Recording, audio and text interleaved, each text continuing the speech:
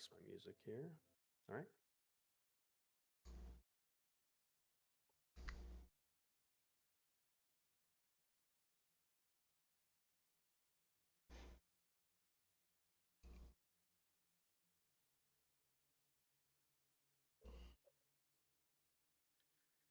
So the night is thick.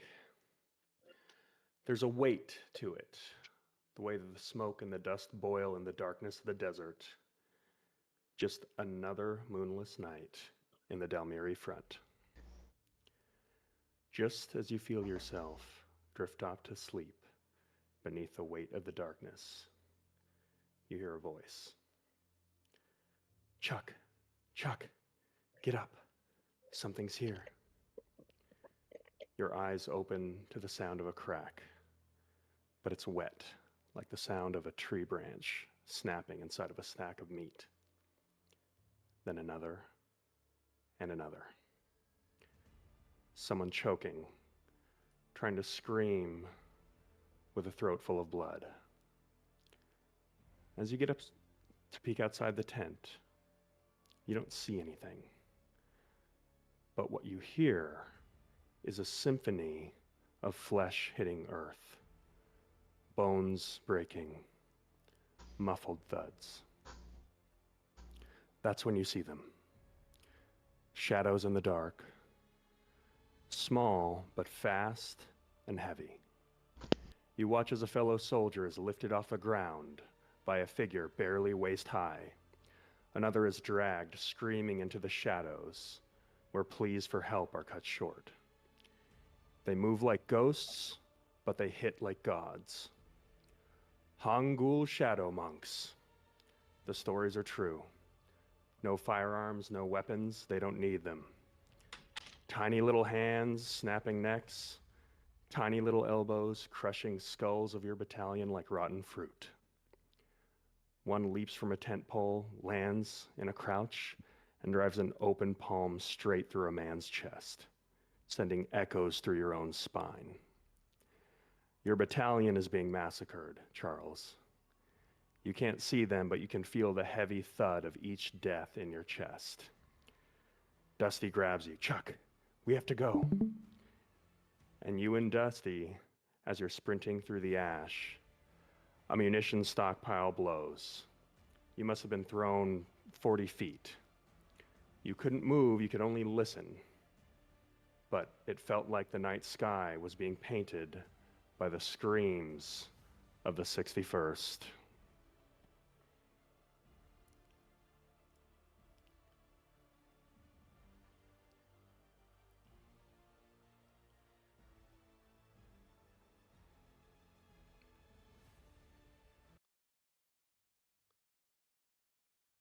Subject: Charles Brand.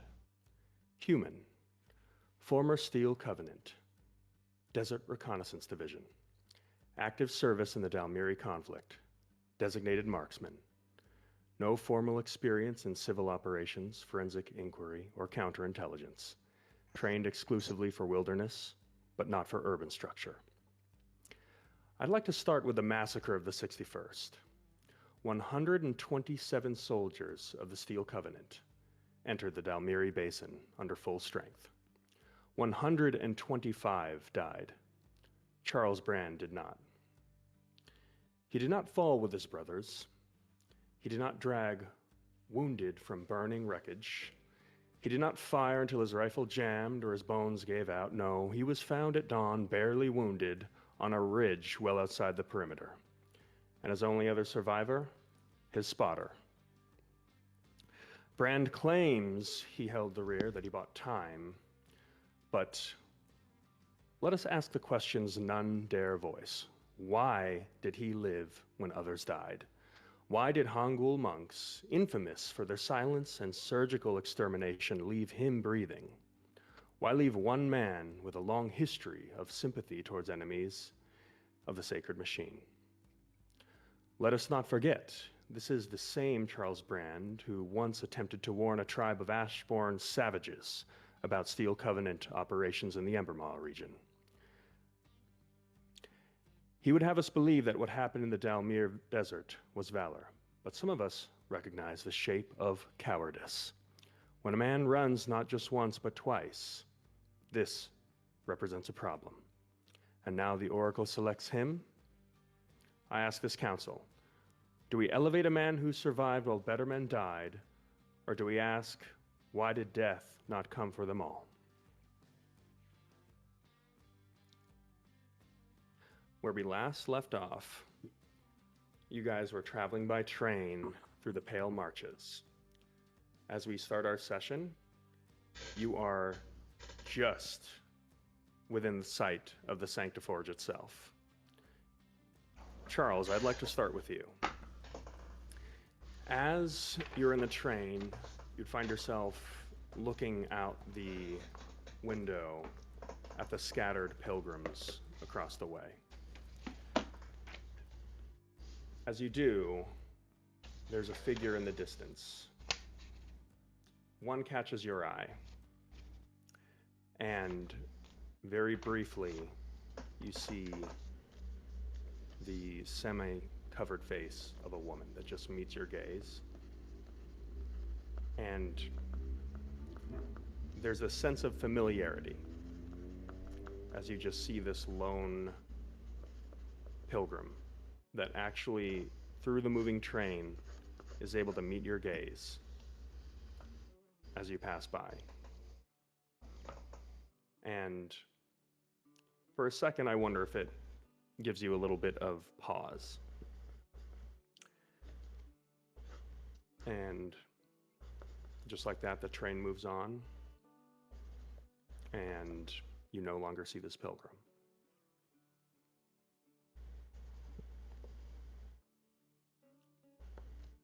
So, Charles is just staring out at the landscape and kind of unknowingly playing with his dog tags.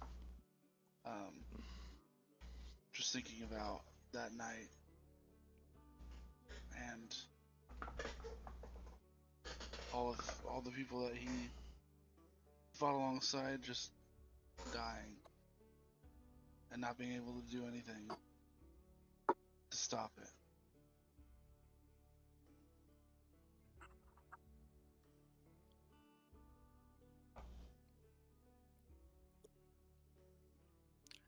So, with that,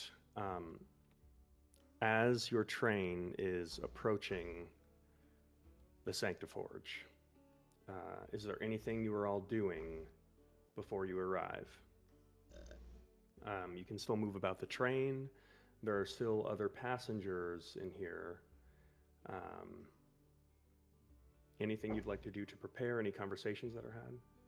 How steady is the train? Is it like real shaky or? It is suspiciously steady. Cool. Is there a table? Yeah, you're sitting at a table. Chuck's gonna take the time to clean his weapons and reload them. Okay. Did we finish a long rest? Yeah, you would have had time for a long rest.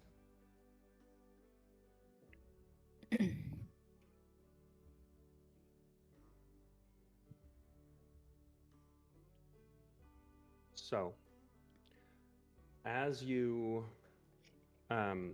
are heading into the Sanctiforge, perhaps reflecting over the previous day,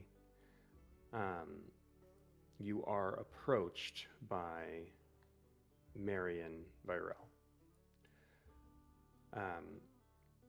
She says, "Hi there. I figured I'd give you a chance to recuperate after the unexpected events of yesterday. Is anyone injured?"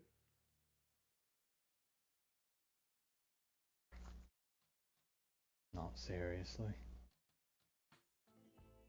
She looks over the group. Her eyes rest on Luminora for a second, and she says, "Well, I felt it was time we had a proper introduction. I'm sure you all have many questions for me." And she kind of pushes past some of you into the train car kind of looks down at a dusty seat, and you watch as she casts a little prestidigitation spell to like clean the seat before she sits down.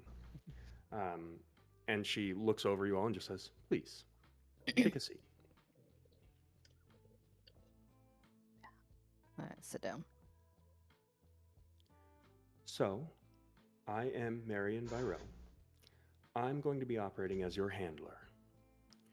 I represent the interests of the High Regent, and I act as his arm. So, he has borrowed you from the Ledgerman, and you are working for him through me. Does the hierarchy make sense here? Seems straightforward. Yeah, it's sort of like a shepherd. Not quite, Yedin. I would consider myself a little bit more of an advisor. I want to remind you that as Ledgerman, you carry with you the authority of the High Regent himself. Your will represents the will of the High Regent and therefore the founder himself. I know that So if we sounds like wanted a to- big responsibility. If we and want it to get rid of is. you, that's all we gotta do. Say the word, you're gone. Well, if you would prefer a different handler, I would be very willing to relay that to the High Regent and see if we can find someone to replace me, if that's what you would prefer. Just wondering. She just gives you a smile. What other questions do we have?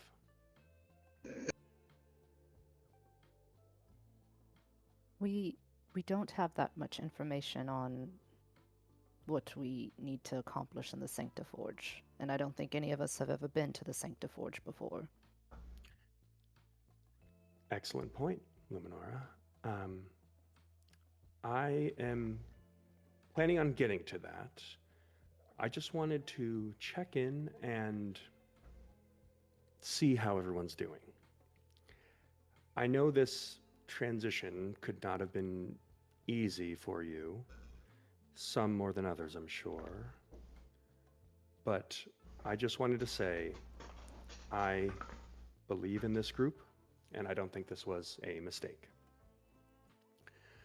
That being said, the council did raise some very legitimate concerns regarding your suitability for the tasks that we'll be asking you to do. So I just want to tell you to be cautious, but trust your instincts. I am sure you will pick it up quickly. Now, succeeding here in the Sanctiforge is important, but it is not worth laying down your lives.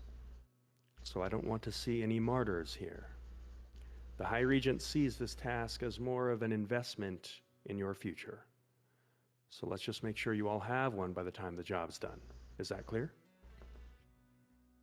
Yes. Like a training mission. Sure.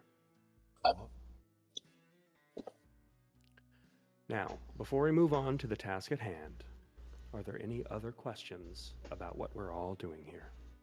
We gonna get a map?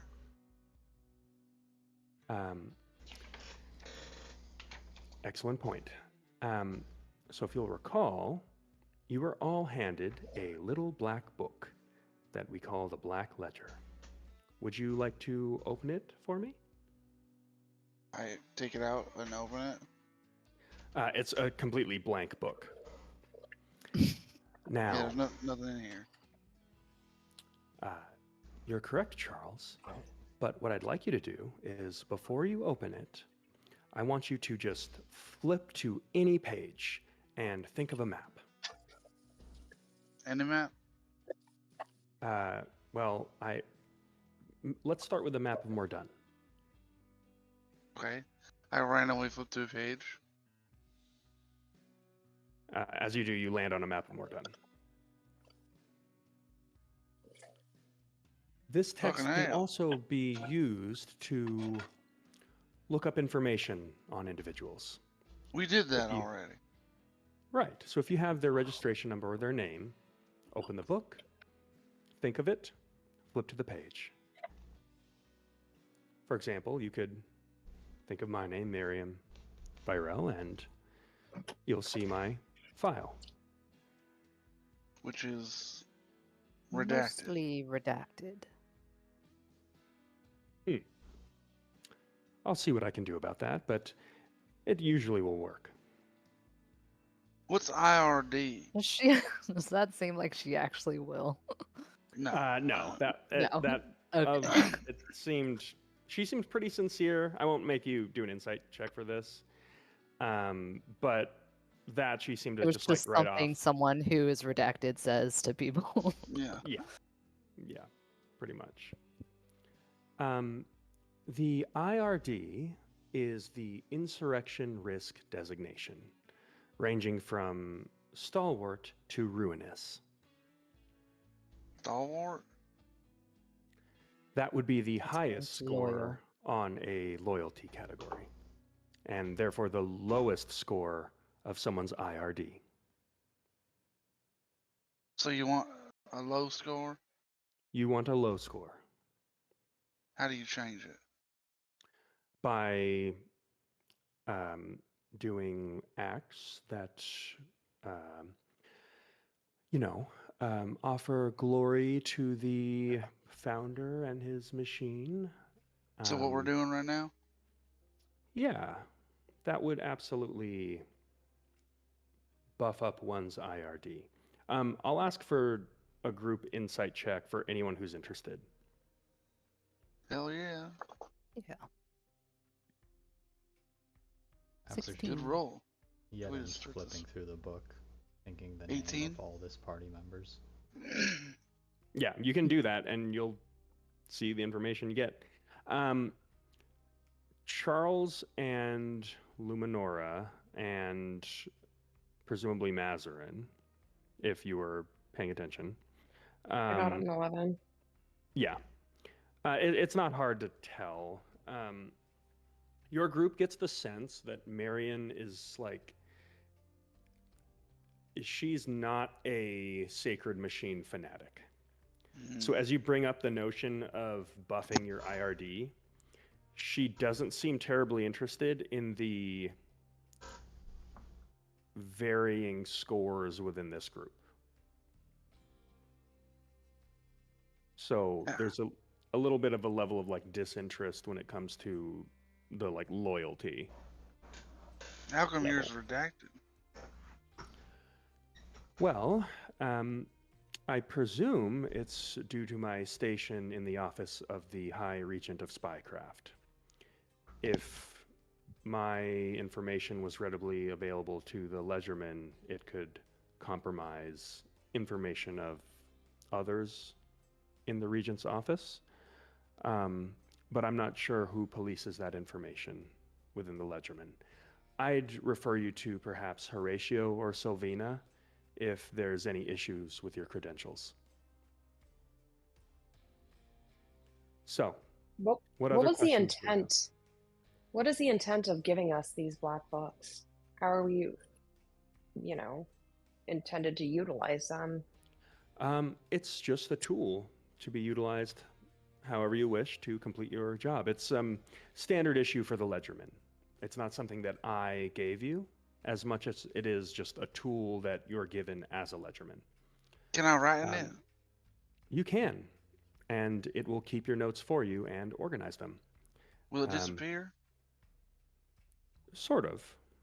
So like I if I write encourage you- something, I close the book, and then I open it not thinking about that, it won't be there? Charles, again, I'm not an auditor within the Ledgerman, so I encourage you to experiment with it and find out what works for you. Handle where you are. Is what we write in the book private? That's what I was trying to say. It's private to your book, but if your ledger is recovered and someone has the know-how, I suppose they could reverse engineer it. Again, But it's that's not a, sent to a database. as far as I know, each auditor's handbook is just between the auditor and their book. That's why otherwise, what's the point of having you write those long reports? But we'll get to that Principal. later. So, these are excellent questions. Let's keep them coming. So what's the mission? Right to it. So, brief preamble. I wanted to just, and she looks out the car, and Charles, you're sitting closest to the edge, and she just kind of nods, indicating, like, could you close the door? I close the door. She notably gets like a little bit uncomfortable and just says, the Sanctiforge is complicated. It is actually where I live, but not really where I belong. I am certainly not a member of the priesthood or any of the factions within the hands of the founder. And I certainly don't read scripture or pray. It's simply where my office to the regent happens to be, as I'm overseeing the operations related to the oracle. So, that being said, the more pious element within the Sanctiforge has a natural distrust for people like me. And they especially don't trust what I, and by extension you, represent. There are priests and archivers who would seize any opportunity to tear us down. And if this operation stirs the wrong kind of dust, they may just do that. So, please, whatever you do, tread carefully, but remember, you are Ledgerman. You carry the voice of the High Regent, and he speaks with the authority of the Founder. And you will do what must be done. Is that clear? Yeah, so be nice, but don't be afraid to get your hands dirty. Exactly. So, the job, as you put it, is to investigate the aberrant activity within the Sanctiforge. As far as I can tell, the central hub of this activity is in the Arclight district. This is one of the residential district for most of the waged priests, archivers, and scriveners within the Sanctiforge. As far as I have gathered with my brief investigation, yes, we have a question already. Yeah, what's aberrant? Strange activity. Could you be more specific? I see. So there's reports. I knew what the word aberrant meant. I meant. I Yeah. get that now. Yes, my apologies. So, some examples. This mainly revolves around our scriptorium missing quota for 2 quarters in a row, which is highly irregular.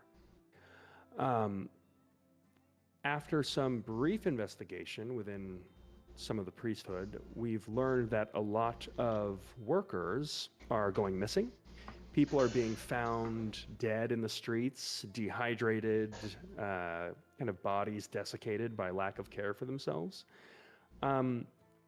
There is some kind of, perhaps one could say like a psychosis that is taking hold within a lot of the waged workers. There is, you'll meet Theo and he'll perhaps be able to eloquently describe it more, but there's something of a spiritual revolution going on in the Not a good one. Sanctiforge. That's our concern. The Hands of the Founder have always been a fringe group, but effective and mostly harmless. There is a concern within the Office of the Regent that some of the piety and strict letter of the law interpretation of the founder's works may conflict with active policy of the sacred machine and perhaps be a source of insurrection. So, No.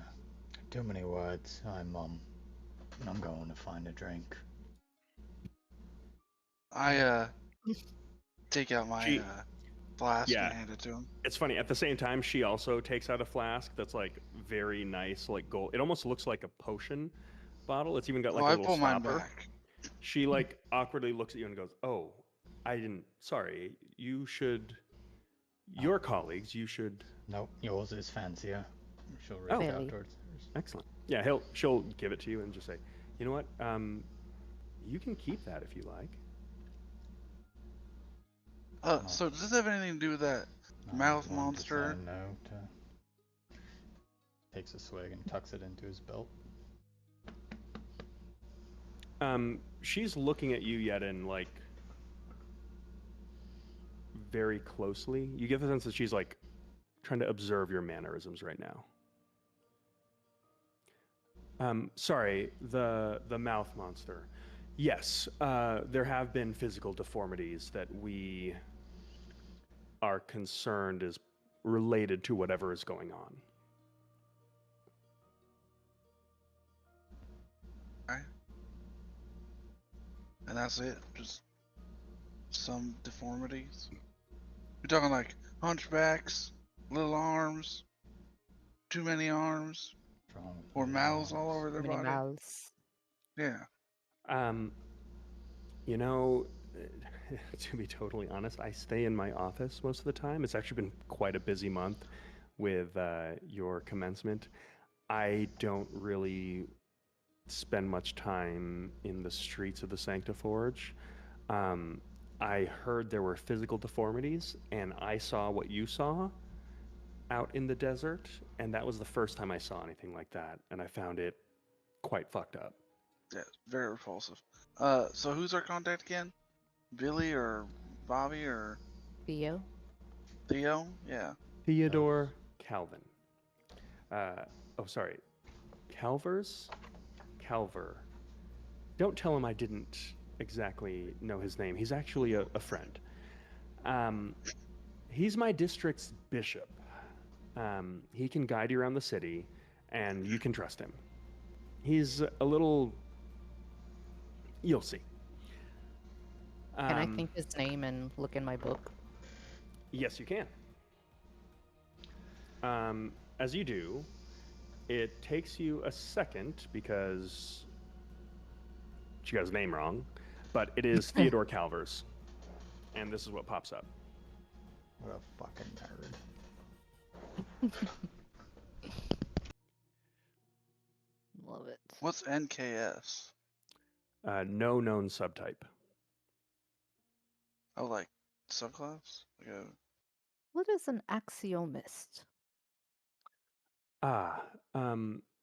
So as I mentioned, there are multiple factions within the Hands of the Founder.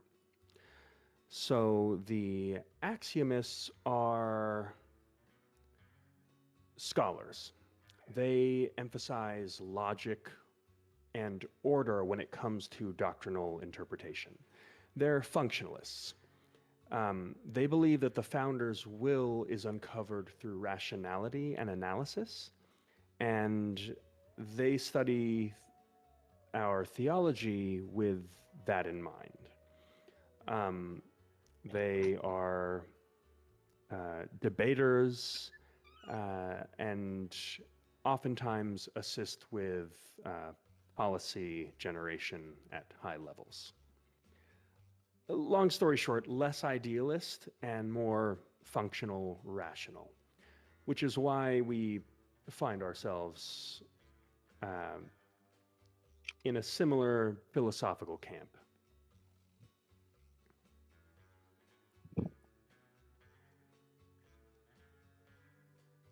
Oh, hey.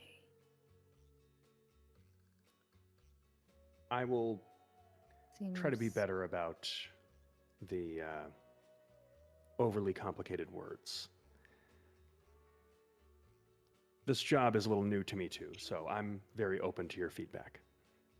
Oh no, you're doing That was me. I went. splendidly. I was just thinking that, all of this faith seems like smoke and mirrors and not a lot of function behind it, but She looks at you, and you watch as she like kind of cracks a smile that she very quickly is like, "Oh shit," and like doesn't want to show. And she says, "That's certainly opinion that I've heard expressed before, and yeah, that's a reasonable opinion." Question for you: Yes. is there somewhere that we can go, where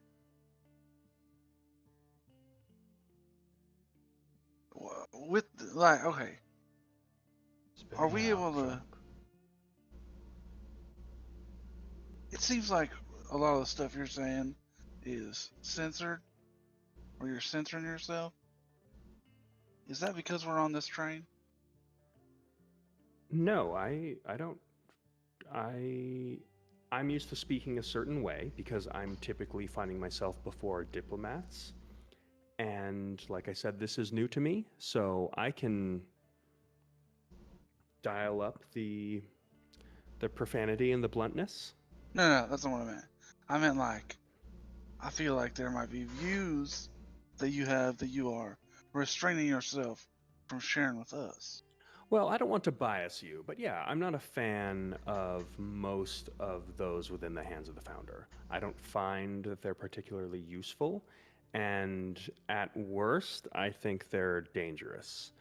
Specifically for me,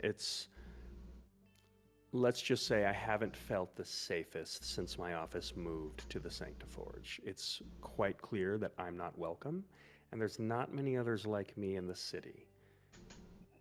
And especially now that I'm working with you all, bringing you back there, I do expect some level of hostility.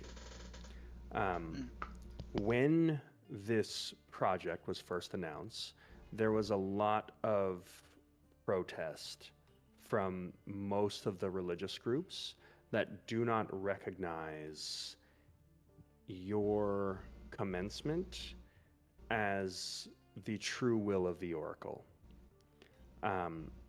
There have been concerns that the Oracle has been tampered with, specifically accusations that I have tampered with the Oracle for some reason to randomly appoint this random group of people from all over the continent. So that has been fun to deal with, and I'm sorry, but I expect that you'll be dealing with a lot of that too. Is there anyone in particular that might be giving you a more difficult time than anyone else? I'd say yes. There I opened my is ledger book. Maybe you should just write that down for me.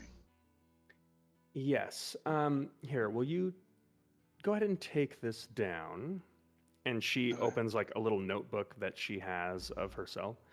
And she goes, let me see here. VRD 0742A91F.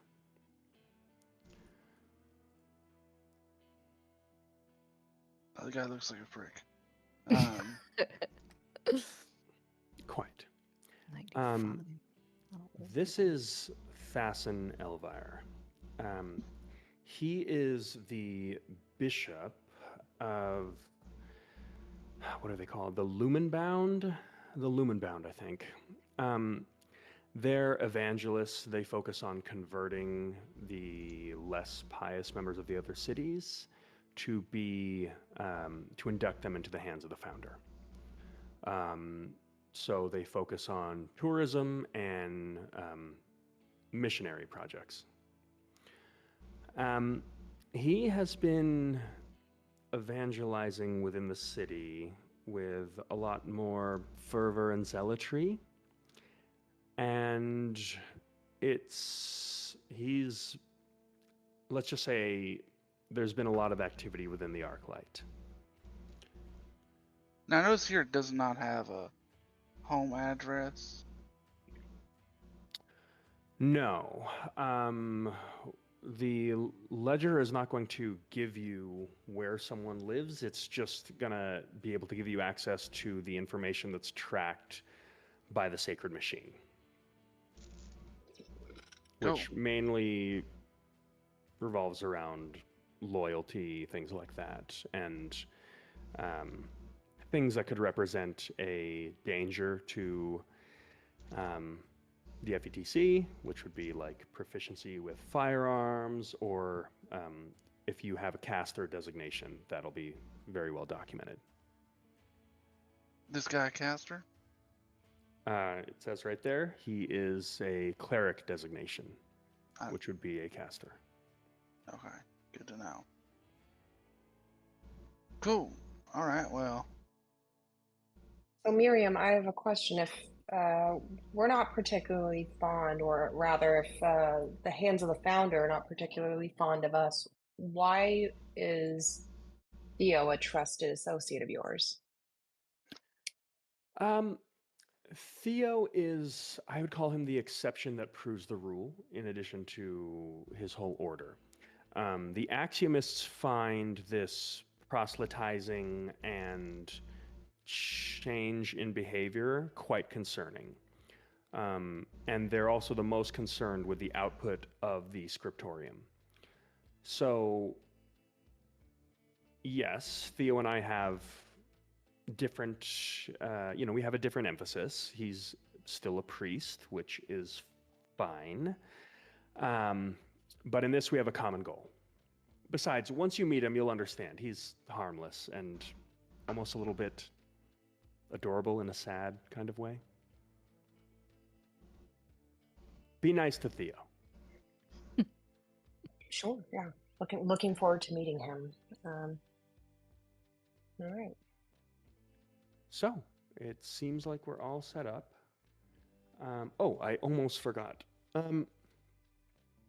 She pulls out this like little black, it's kind of like almost like a handbag that she holds out and says, I have a coin purse for you all. There's a limit, and everything you spend is put against your earnings with interest. So the payment for this job is going to be 1,000 gold pieces. So you can take some of that in advance. But just be careful, because the interest gets you. And she is holding it out to hand it to someone. She's like, I don't know who to hand this to.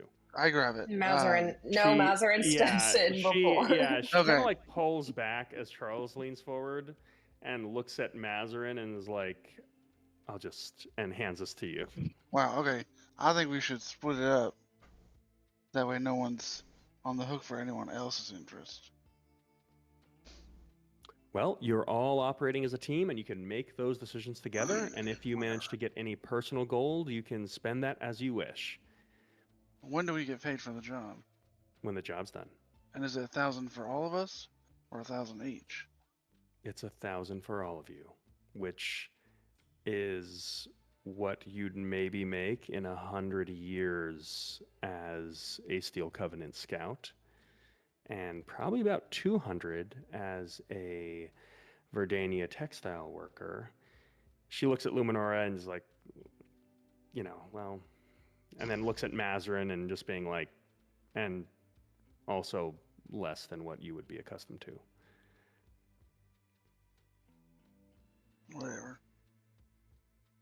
Yeah, so perhaps best not to spend our gold, our team gold on Yes. indulgences and libations. Yes. And ideally, you want to hold off on it because if you can get through your job without dipping into the coin purse, then it's all interest free. Oh, and the ledgermen are not subject to taxes, so yay. Any taxes? Blended. No, they don't even keep track. What about like sales tax? You know, don't let anyone in Logistica hear Live in you Oregon. with that, because they'll just implement that nationwide. Oh, cool. Good to know. So, with that, I am going to go back to my train car. It was nice meeting you all. If you need to reach me, she pulls out a little like folded envelopes, like wrapped in twine, and just puts them on the table. You can write a letter, and it will find me, and I'll try to get back to you within the next day. Are you going to be in the city? Business day? I will be in the city, but I will be very busy. Business day. So when we're done, do we just find you or what? Yeah, I presume I'll hear about it. Oh, cool. Find me, and we'll make it back to Logistica together. All right. Look at this team. I have the highest hopes. All right. She gets up and like Neri, you're kind of in her way. So she's like, oh, could I just... Pardon me, madam. He steps out, opens the door for her. Thank you. And she looks at you and just says, you're feeling okay, feeling good, right? Good isn't how I'd describe it, but feeling alright, consider the circumstances. Great. Excellent. And then she walks away. What are the chances you think we're going to have to kill a couple more of those face monsters? Very high. Yeah. What are the chances that the Oracle will rescind its orders and we don't have to be Legerdman anymore? Very low, probably. Wouldn't you like to course. go back to your life of riches? Yes, I would, Yedineric. Yes, I Nah. would. Not having fun, boots on the ground? I have other responsibilities that I was hoping to take care of. Well, I agree with Luminora. I think, honestly, this work is just. Let's just get to it, guys. I don't want to spend any more time than necessary in this place. go. Let's go. Find Theo. You're Let's go muted, find Alex. Theodore. Alex, we can't hear you. You muted yourself. Alex, we can't hear you. It's weird because it's picking up, Sorry, but we can't hear you. I There accidentally you hit go. my button. I keep accidentally touching it. Push your button. As you say that, Mazarin, you begin to hear the whooshing of pillars that the train is now moving past, and you've made it through the just sterile, pale marches, and you are now coursing through the Sanctiforge. You watch as like these kind of clay, yellowish, golden spires erupt in front of you as you pull into Sanctiforge Station. As you step out, kind of looking to either side, you see some of the members of the train car that you previously saw get out. You watch as Marion has stepped out and just like made a beeline to wherever she's headed. And standing in front of you, kind of nervously waiting, is Theodore Calvers. He's just kind of like looking around. He's kind of looking a little bit at your group, being like, is this them? Is this them? but then is like not making too much eye contact because he's like, maybe it's not. I think we, I mean, I saw his picture, so yeah, I'll walk right up to him. Hi. Mr. Theodore Calvers, we presume? Yes, you already know. Oh, you must have spoken with Mary. Of course you spoke with Mary, and she's your kind of point of contact. You are Luminora Catharis of House Correct. Cathari. Correct. That's so exciting. What's that like? I am here. So that's something. How are you doing today? Oh, I'm so good. No one ever asks. But it could be better. I Which agree. is why. Here are us. We are the Ledgermen here to help. Yes, excellent. I'm so happy to have you. We have been in need of some serious logistical enforcement here. So the cavalry's arrived. Thank the founder. Great. Enthusiastically at your service.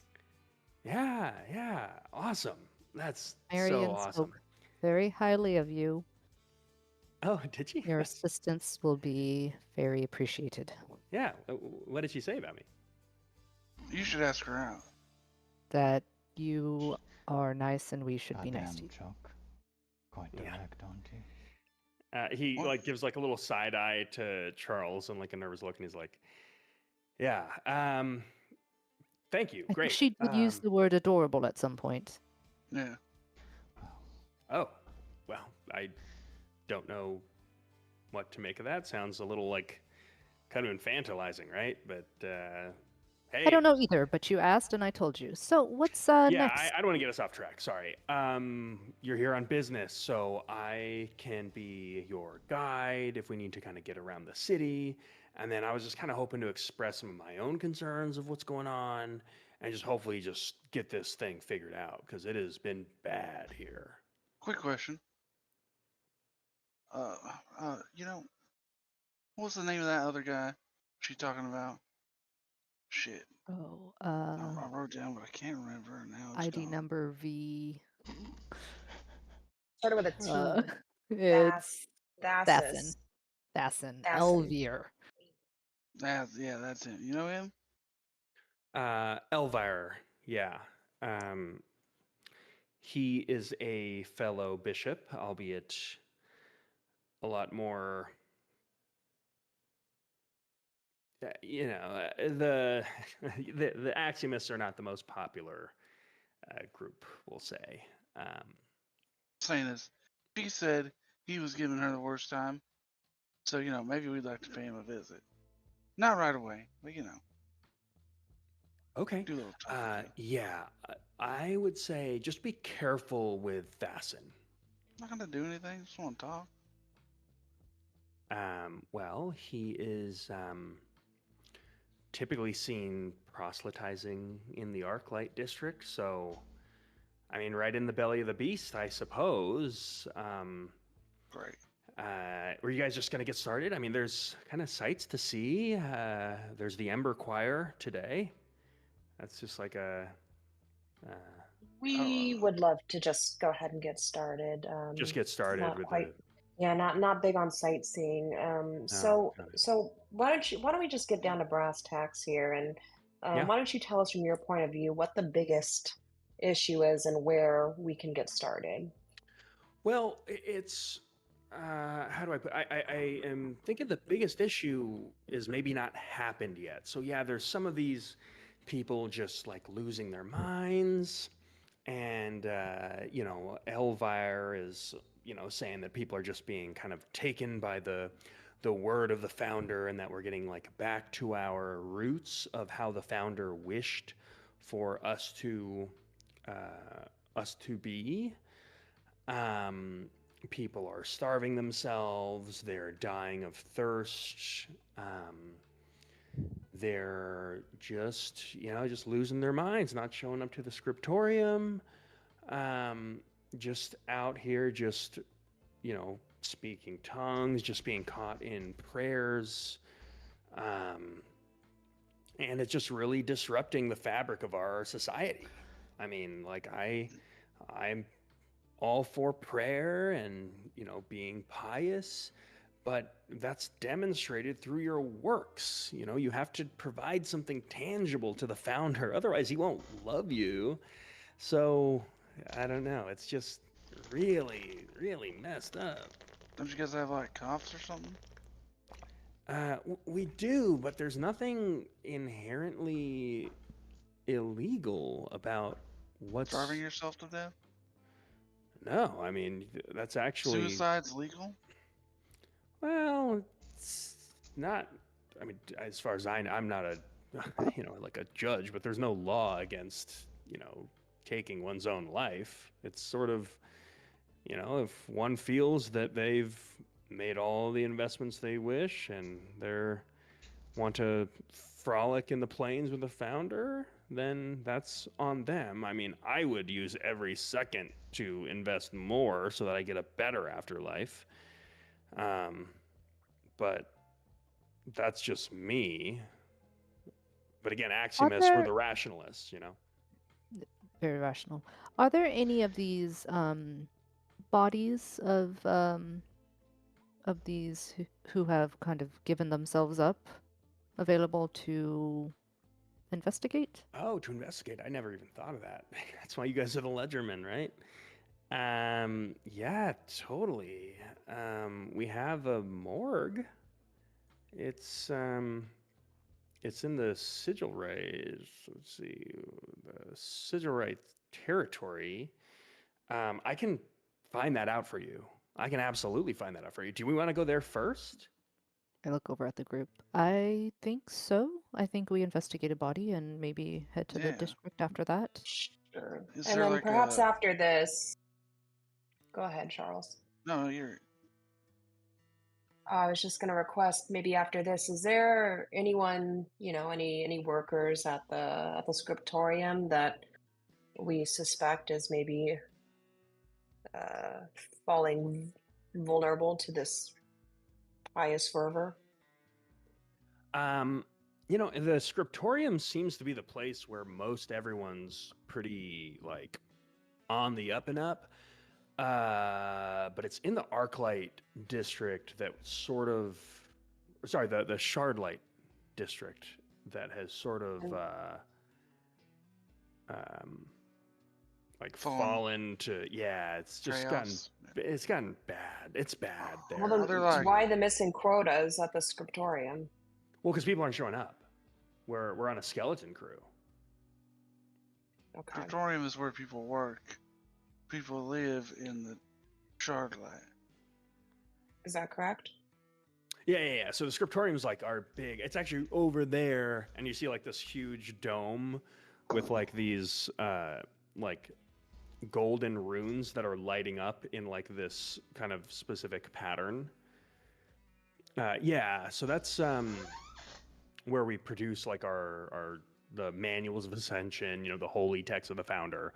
And they're have to be like inscribed by hand and then enchanted, and it's just very, very tedious work. And the inscriptions, it's honestly more like textile work than actually like writing things down. Like the pages are made from like, it's like a thread, so it's very very delicate and time consuming work. So meeting quotas when you're running on 50% of your crew is just impossible. I mean, we do our best, but it is what it is. How about Yeah, that that's body? the bodies. Right. So I guess the furnace yard is the place to go. I know how to get there, I think. So yeah, why don't you guys come with me? Can I get you anything? We've got food. Luminora looks down at Yedin and kind of sees him, I think, looking at himself. Yedin, Eric, are you well? Oh, I'm good. Don't worry about me. Okay. Great. So I guess I'll just start walking this way. if you don't mind, I'll just kind of chat about like the history of the city and stuff like that. So over What if I here, do mind? oh, sure, yeah, I guess I could just be quiet. Are you Unless- from Yeah. the Sanctiforge? Yep, born and raised. Born and raised. Yeah, my father was a vicar, and I What's made that? bishop last year. So that's like sort of like your mid-level stage in the priesthood. And funnily enough, like the bishop before me actually fell into one of those violent rages and died or went missing out in the desert wastes. And I And was his just name or her name? Jackson Cowell. Oh. Yeah. I mean, he's been doing it forever. I opened the but, book, thinking about Jackson Cowell. Yeah. You Wow. open it up, and the page goes to this like elderly gentleman. The picture you see is of this like human, like aged, maybe in his 80s, kind of like sunken eyes. And the picture itself is like a little faded, and there's a big banner that says deceased. Oh, that's cool. Cool. I close it. Was he also Don't an close axionist? He was, yeah, it. actually. Great question. Yeah, yeah. Yeah, Well, he was. congratulations on your promotion. Yeah, thanks. It's a lot of work. Is there, But, higher than cleric? Yeah, higher than bishop. Yeah, Oh, yeah, yeah, totally. whatever. I mean, we have a like a governor, And that's a and political and a spiritual role? um, to be honest, it's actually more political than spiritual. Because they're assigned right by the divinorum. Sure, I don't know. But I will say like most cities have their prophet, right? So ours is the Forge Father, which is cool because we don't know his name. Call him Forge Daddy? No. Forge Papa? No, we actually take it super seriously. And it's Oh, like yeah? a big part of our religion. Cool. You guys don't have But- fun or anything? Has anyone seen the Forge Father? Yeah, ever? that's a good question. So that is the neat part. No.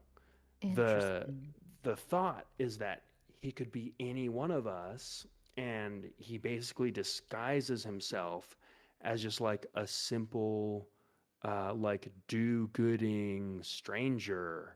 So like that's why you want to be good to everybody, Could because be one of us then, right? Could be you. it Could be it you. could be. I mean, it's not me, you guys, but it could Well, that's be. what he would say, right? That's a good He'd point. say, "It's not me." It's totally what I would say if I was the Forge. I mean, I don't even want to say that out loud because it's like It's borderline possible, even though. heretical. But that's how I treat people, is just with kindness, because it's like, what if it is the Forge Father? So, Mhm. how do you know when to replace the Forge Father? Like, I assume he dies. He doesn't. How do you know? He could Well, be anyone. because he's just been blessed by the founder. That's how faith works, man. Like, you just believe in what the founders built here and being a part of it, and you give your whole life to this thing. Like, your whole life. You know what I mean? And So there's And no but way do you- ever that you could be the Forge Father. It's unattainable. right, because there's only one. Like, and he was the first guy that helped the founder like proselytize this religion, where he's like, hey, this is great, and the founder's like a god. Like, he was a guy and then turned into a god, Yeah, we the get that last part. god. Yep. Right? So Yeah. the guy that kind of helped with that, in helping everyone understand that at least, is the Forge Father. What about that Jesus guy Jesus. they're talking about? I've never heard of this. Really? Well, Yeah. when I was, trying to Overseas. fight off those Yeah. monks, I heard tales. Well, first Yeah. off, thank you for your service. You know what? You're the first person to say that to me since I got back. Thank you so much. Yeah, we don't like. I think it's so honorable to serve in a way that's like your worship, right? Like You know what? When you say it like that, man, when I hear my guns go off, fills my heart. Joy. Yeah, totally. Yeah, we just worship different, Yeah, man. It's all the same. You know what? She said you were cool. I like you, Theodore. Thanks, man. That like means a lot. I mean, about this other stuff that you're mentioning, I'm like, Just saying, just wondering. no, I'm not gonna talk about that because it's like heretical and stuff. Yeah, I know. Right. That's why I asked you because you're the bishop. Yeah, I mean, I won't say anything, but I'd kind of cool it with that kind of stuff because like some people like get real. Again, that's why I asked you because you seem like Yeah. a cool Like bishop. we'll study other like supposed gods sometimes to like understand how like How to certain combat magics are formed. Yeah. Well, it's not even combat because you don't need to like the founder doesn't need to combat that stuff. I mean, I guess we do, but you know what I mean. I get you. But yeah, just stay away from that stuff, man. It's just like it's I was just nothing wondering. It good was comes just from a it. question. Yeah. Cool. So do you like have I'm any militarized units? Or well, we've got like Steel Covenant garrison here that does basically a lot of the policing. And there's also a switch rail garrison in the city too. So they kind of like sort of share the police work and stuff. But for the most part, everything's been really, really chill until The all mouth this, monsters. the mouth monsters. No, we fought something in the desert. All mouths. A bunch of guys with big mouths? No, one Like thing. biting? No, one thing made out of a bunch of mouths. Oh, one dude with a bunch of mouths. That's gross. Yeah, I haven't seen anything like that. It fucking bit me. Oh, It was gross. We got yeah. it taken care of. Do you need a but- healer? No, we got it taken care of. We're good. Okay. live. Because I can heal stuff too, so let me know. I mean, I assumed you're a bishop. At this point, you have walked through like a district or two, and you do find yourself in this kind of like smoky, like yard where you do see carts coming in, and it looks like a lot of these are filled with metal and things are being smelted here. But there's this kind of vague smell of something else in here. Like it smells a little bit like death in here.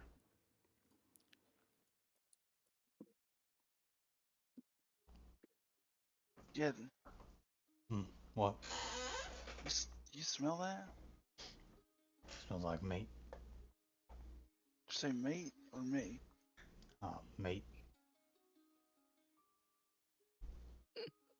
Not good, mate. Oh, man, meat nonetheless.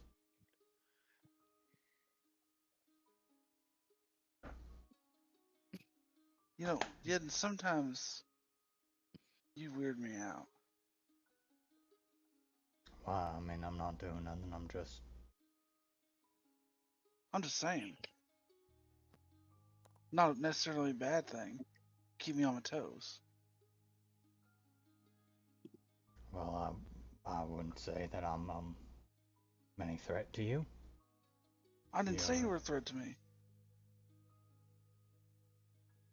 At this point, your group kind of like collides with like another, like a kind of like moving group of what look like priests. They're all wearing like robes, maybe about like 20 of them, kind of just like humming this kind of otherworldly like hymn while they're holding what looks like a like coffin, like pallbearers, and they're humming and heading toward in the same place that these like basically like ore deposits are heading to. And as they move towards you, there's like this main procession followed by like a bunch of people flanking on either side. Charles, um, you notice one woman kind of like brushes past you, and she looks exactly like the pilgrim that you saw when you were on the train. You can just see her eyes. The sad one? Yeah. You can just see her eyes as she just brushes past you. And as she does, it's like you kind of touch shoulders, and she like kind of whips her head around almost as just like, oops, I just bumped into someone. And you just faintly hear this voice in your head just say, "Then what type of man are you, Charles Brand?" And you kind of blink, and she's gone. She's no longer there? She's just like, the crowd's gone. Oh, okay. Like the crowd's just like moving on, and you don't know which one she is.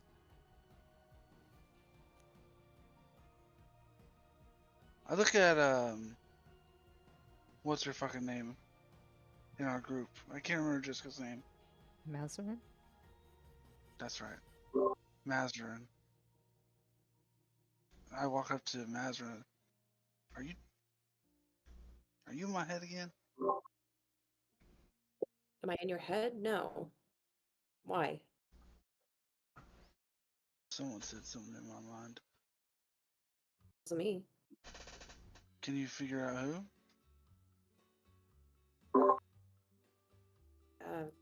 That's kind of beyond my capabilities. I have no context for. I don't even know what you're talking about right now. Someone was in Remember your that head. lady? Remember that lady on the train? Yeah, The the crying one. one? Yeah. I think I bumped into her, and then she asked me what kind of man I was.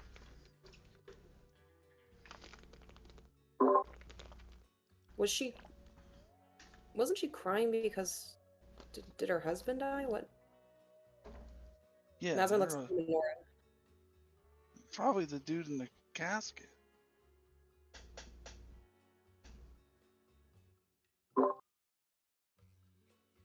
So as your group looks around, you do not see any evidence of the weeping elven widow. She did mention something about like coming here to bury her husband, or at least like do the funeral rites. But you do not see her anywhere in this crowd.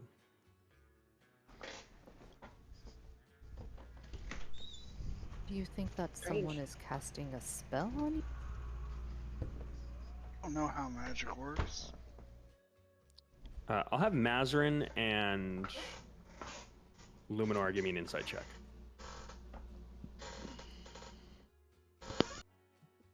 Oh, 20. natural 20. 25. Are these two natural 20s? Yeah. Haha!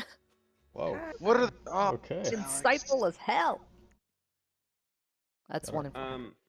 We got our What? magic people. So this is not a contested roll. It's just like you can clearly, both of you can clearly tell. I'd imagine maybe you give like a little side eye to each other. Something's up with Charles. Like you just kind of like remember that you just kind of saw him in the corner of your eye right now, and he just like gently bumped one of these pilgrims that's as part of this presumably funeral procession, and then just like went deep into his own mind and is now like connecting all these weird dots and kind of going off on this odd tangent. Be like crazy, I guess. Shit.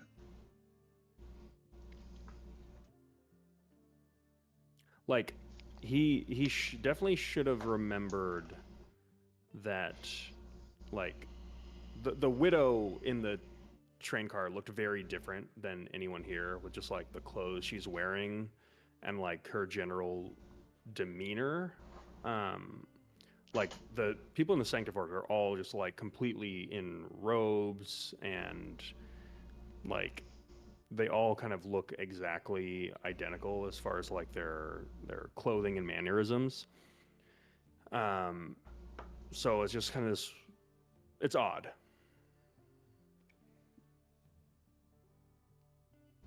I'm gonna cast detect magic on I think my character sheet that I'm looking at is not my character sheet. I don't know if I have detect magic. I don't know. Hey, let me pull it up for you. I'll come back to you. Is anyone else doing anything right now? I was going to do the same thing. So I imagine like Mazarin and Luminor kind of look at each other, kind of squinch their eyebrows, and then they both kind of seem like they're going to cast something to see if they're what's going on.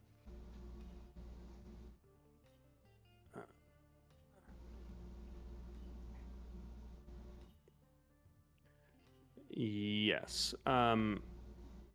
Jessica, I'm going to send you a character sheet. I don't know that you do have detect magic, but I picked out all your spells because we didn't get to that. So I'm going to share your. I'll figure out your character sheet. Luminor, you're casting detect magic. I have it as a ritual, so I can cast it, and then that way you can save spell slots. Okay. Yeah, I'm gonna cast it. So what are you looking for with this? I'm going to because there's going to be a lot of magical stuff in general. Yeah.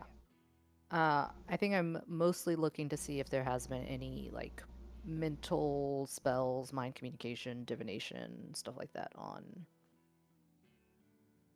on Charles specifically.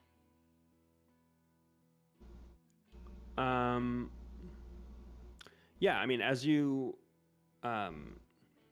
give me an Arcana check for this. 26. Okay. So as you cast the spell, it is very clear, and you would be particularly adept at picking up on this. This is someone who has been pretty thoroughly remediated. So the FETC has like modified a large portion of memories within Charles' head.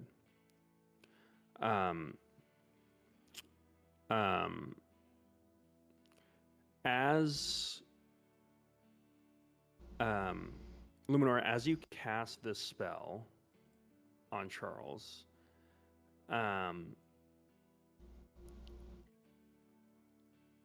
Charles, you feel this like faint pressure in your head, and this smell of smoke all around you just begins to fill your nostrils, and you just feel yourself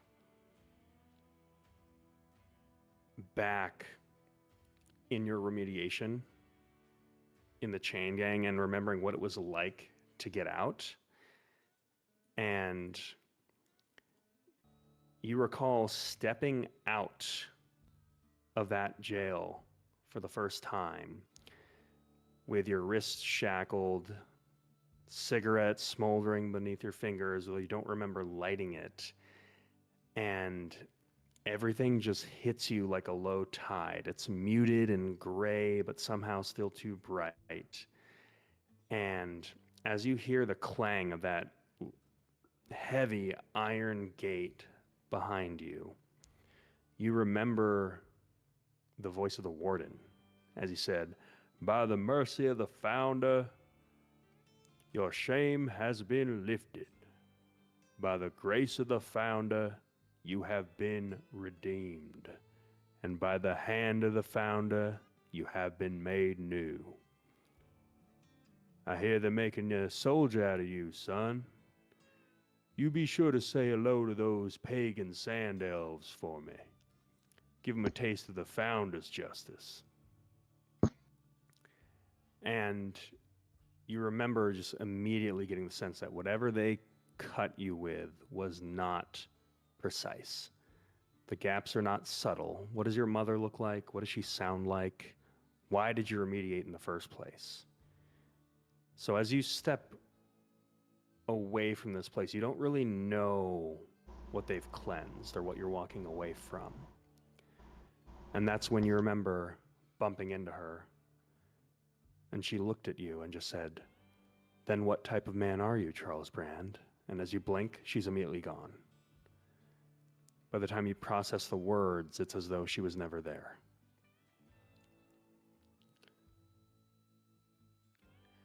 There is also the matter of his record. One prior incident, classified as ideological deviation. Empathy towards outlander groups. Sympathy with indigenous populations culminating in treason against the sacred machine. That alone should have disqualified him from consideration. His deployment record notes a period of extended correctional leave prior to his enlistment. In truth, a full remediation protocol, Class 4 memory realignment. We cannot confirm what was erased, only that something was. He currently serves under a provisional reinstatement. There's a listing of treason related to an outlander tribe known as the Ashborn, in which it seems he had warned this insurrectionist group about outstanding Steel Covenant operations. If his prior allegiances return, as they often do, he could be a liability of the highest order. Imagine an insurrectionist with the authority of a Legerman auditor. And with that, Luminor, the spell is cast, and Charles, for a second, looks a little bit disoriented and then looks back at you like he doesn't really know what's going on right now.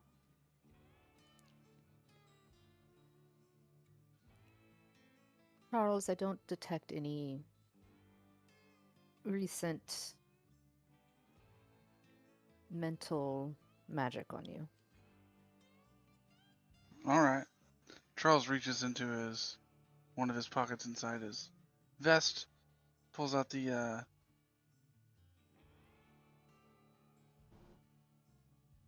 shit. What's the word? Takes a drink, Okay. puts it back, reaches into the other side of the vest, and pulls out a cigarette that he rolled earlier, and lights it. Okay. All right. You light your cinder wick. With that, you hear Theo just kind of go, "Are we good here? I don't want to interrupt any kind of like inter-party politics or whatever. I know you guys are new to working with each other, but you asked me to take you here, and this is it." Cool. Where's the bodies? Well, this is a funeral procession here, but we probably don't want to interrupt that, right? Like, Yeah, we'll we're have- not monsters. Okay. Well, so, is that the only available body? I mean, they burn them pretty quick, but They're- and he looks over all of you, and you see like you seem pretty serious, and he goes, "I'll go ask. You can wait here, or come with me, or." No. Go find us a body, Theo. Thank you. Yeah. Okay. And he kind of scratches his head and like wanders off. After there's a few minutes that he's gone, and he comes back and says, Mazarin, can I talk to you for a moment? Real quick. Say Mazarin? Yeah. And Sure. just like Yeah. step over to the side, kind of away from everyone else. I just wanted to let you know that I did detect that Charles has had some extensive remediation, and I believe that might be the source of some of his confusion just now. I didn't feel it was appropriate to tell him directly, given I know that remediation can cause a lot of problems. Interesting. I wonder what that might have to do with the lady on the train, or if perhaps he was making that up. Yeah. And just in a confused state thought that he saw her. Somewhat unclear. Well, if my thought is, while we're here, if he really did see her, perhaps we could procure a list of names of bodies that are being burned today and do a little bit of backtracking and see if we can find out more information about her. That's a great idea. Okay. All right, and then walk back to the group. They're burning the evidence. Like literally. They're burning the bodies, but I think we have the jurisdiction to pull one of these bodies aside and perform some sort of autopsy on them. Do we not? I mean, I think we have authority to do whatever the hell we want. With that, Theo comes back, and you hear him go,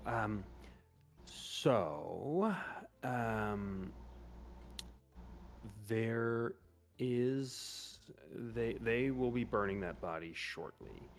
If we wanted to stop them, we could, but everybody's, like, the whole family's there.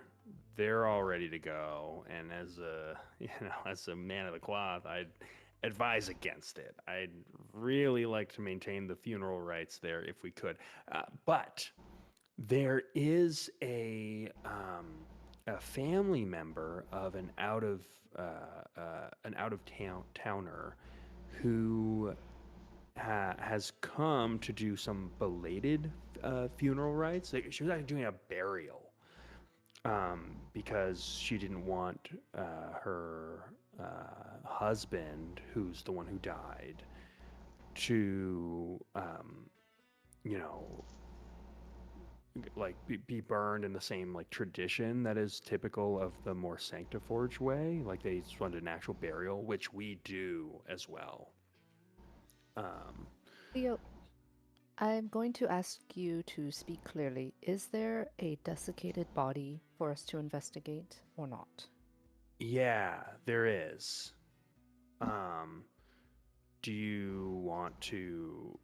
So you're good with that, right? It's a little old, but like it's been preserved with magic. That's fine. Oh, yeah. Take us to the body. Awesome. So just come right this way.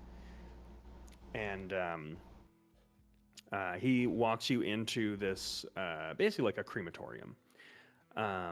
And as you walk through, you just see like there's these slabs that are put on like these like stone cogs, where there's these tables that you just like push into a furnace.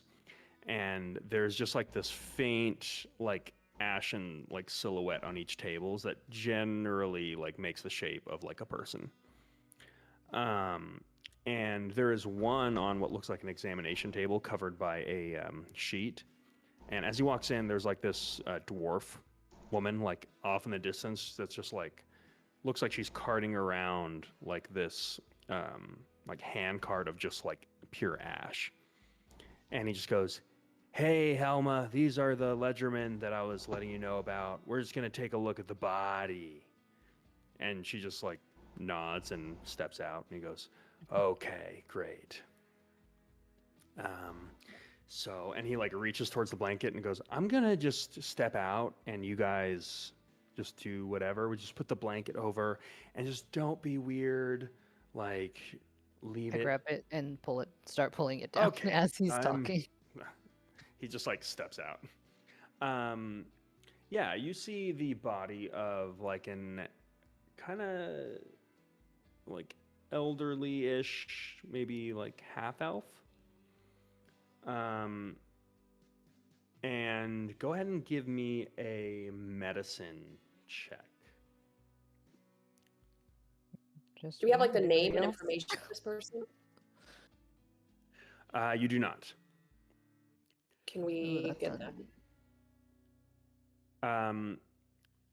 You want to like ask around. If you ask Theo, he can work on getting you that information. A natural 20 Um, on my back. Natural Okay. one. Natural. So, Jessica, what did you get on your natural 20? 21. No, for natural 20 for what? Medicine? Listen. Jasmine, you got a natural 1. Mhm. I need a tiebreaker. I have a set DC, and I will honor whichever natural roll that pushes us towards. So let's get one from Neri. I am not proficient in medicine, but I will give it a go. You're just the natural roll, right, though? That's cocked. Do you want me to add, is it just a d20 or do you No, want me to add? yeah, it's not a natural roll. It's a check, Okay, medicine check. 13. Okay, that beats the DC, which will put us. So I will honor the natural 20. Mazarin. It's actually ideal that you're the one who was contributing to inspecting this body.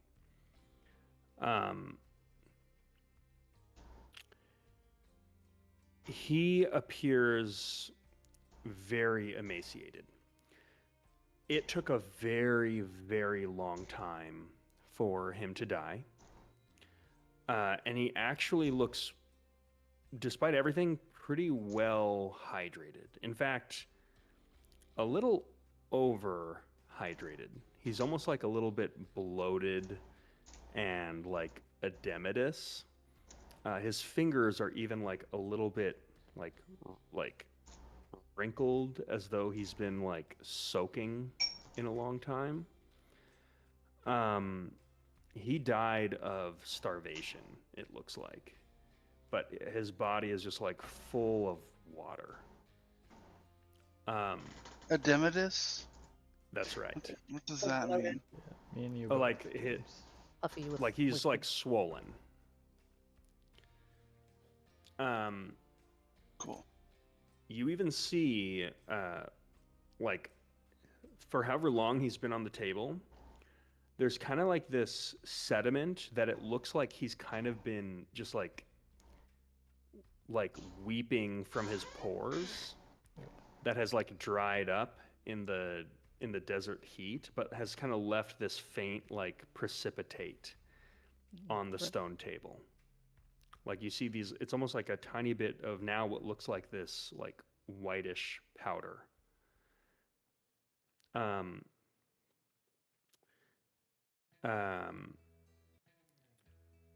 You would also notice, Mazarin, there's a faint, like, you faintly sense that there is kind of like a mind that you can go into right now. Like you get that same sensation of like when you walk up to someone and you're like, oh, there's like a door here. I wonder if it's locked, and you can just kind of step in. Like this feels like it is a person, not a corpse. Mazarin is going to attempt to speak into his mind and just say, are you there? Give me an Arcana check.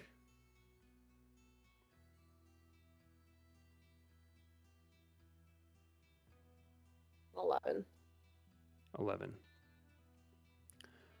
It's like shouting into an empty room. But there's some kind of like psychic imprinting that has been done here. There's something wrong with his brain, because there shouldn't be any. You shouldn't be able to do that. Mazarin just sort of steps back and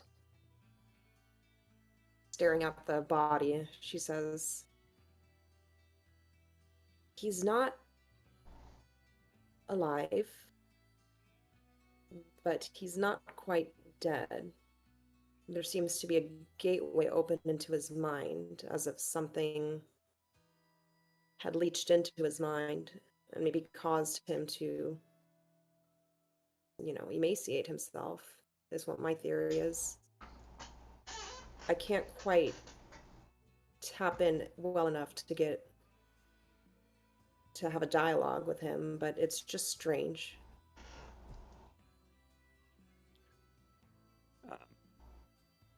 As you mention that, you see Sal step forward, and you watch as he's now just like taking a little bit of scrapings from this precipitate. And he Who's just Sal? goes, your fifth party member, Eddie's Oh, character. yeah. He steps forward like a little razor and is like scooping the little precipitate like with a razor onto a different razor, and then like very carefully putting it into a vial. And he just like kind of shakes it and just goes, "Is nice. I can use solvent to dissolve and perhaps run some tests." That's Yes, I think fucking that would be disgusting. Yes, perhaps skin flakes, salt from the sweat, maybe, or some something else. Who knows? And you just, you want to smell? No. Sal, no. Close it and just like shrugs and goes, "It's nice," and then kind of like goes to studying it. Mazarin, one afterthought as you kind of ponder what just happened, something kind of hits you.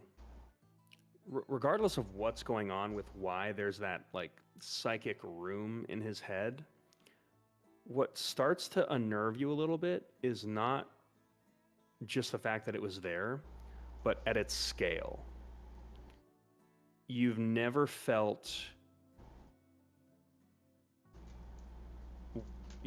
communicated with a mind that large.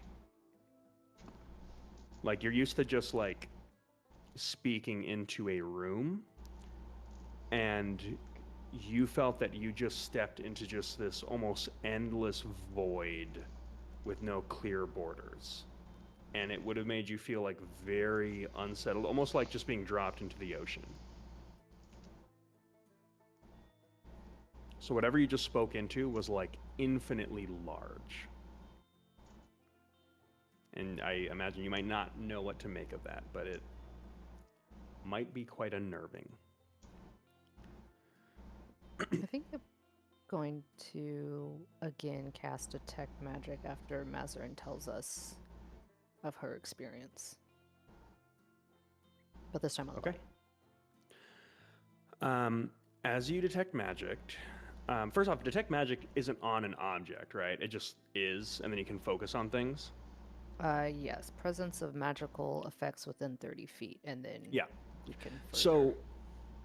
So interestingly enough, there's a couple things. When you detect magic on this body, there is no magical effect. However, towards the head and like seeping through, you see a little outline of like the circulatory system of this body that is not magical. It's specifically less magical than the surrounding weave, like baseline weave around it. So you've essentially got these arcane cold spots in the like brain and circulation of this body.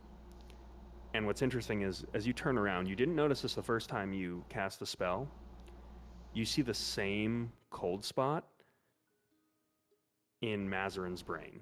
That is like, it's almost like this aura around her head that is almost like obscuring her face a little bit as you cast the Detect Magic. There's like a cloud of a magical cold spot around Mazarin.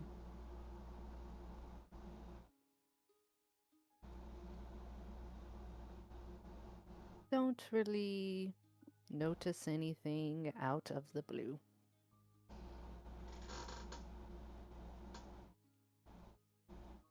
You mean like out of the ordinary? Correct.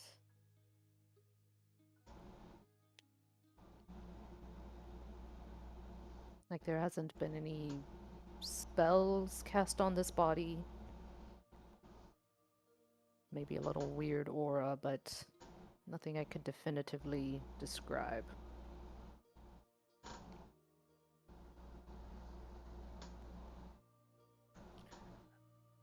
As you mentioned this,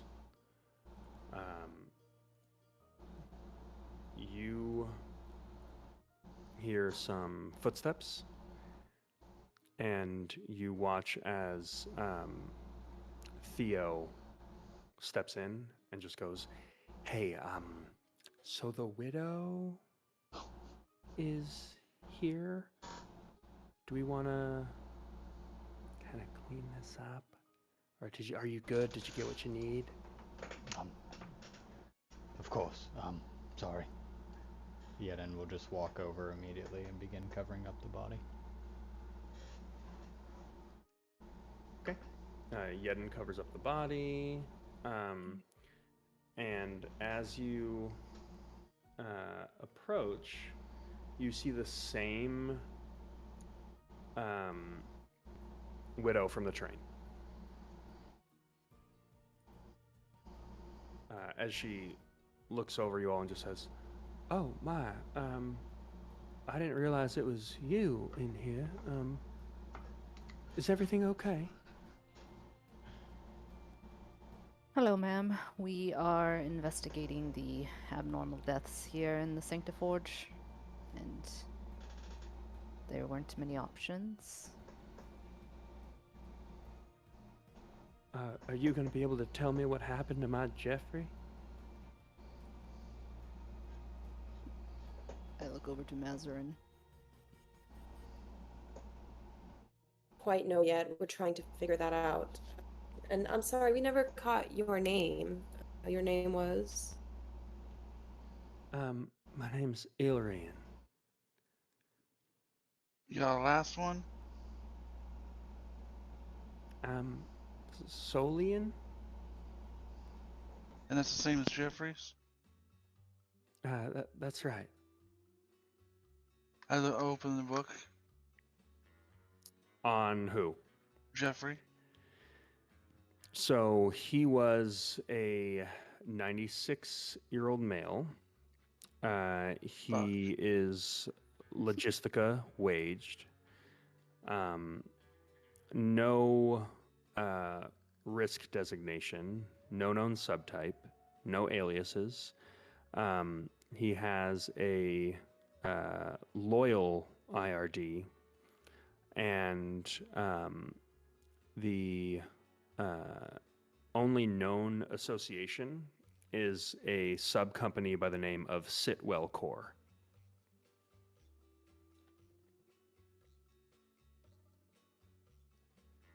So he's from Logistica? Mm-hmm. What's he doing here? She's gonna ask Ilrian. Did Jeffrey pass away here in Sanctiford? Yeah, She looks at Luminor and says, "I think I briefly mentioned this on the train, but I'm so sorry for bothering you about all that. I think maybe it's best that She seems a little like put off because the last time that you interacted with her, you guys kind of like were like, "Oh, like stop bothering us." So she seems like a tiny bit offended that you're now asking about it.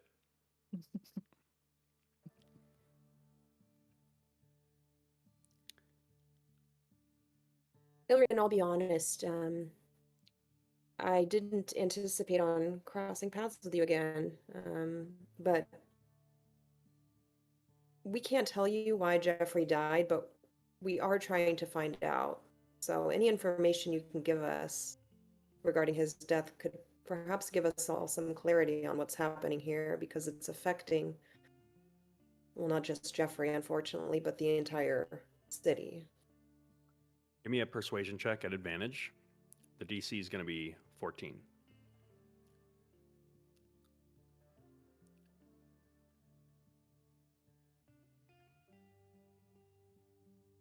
15? Nice. She looks at you and kind of takes a deep breath, steels herself, and just says, "My Jeffrey died in the Sanctiforge. We're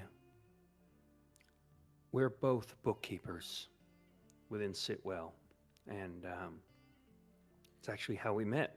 We've been doing it for 50 years, and once a year we would save just enough.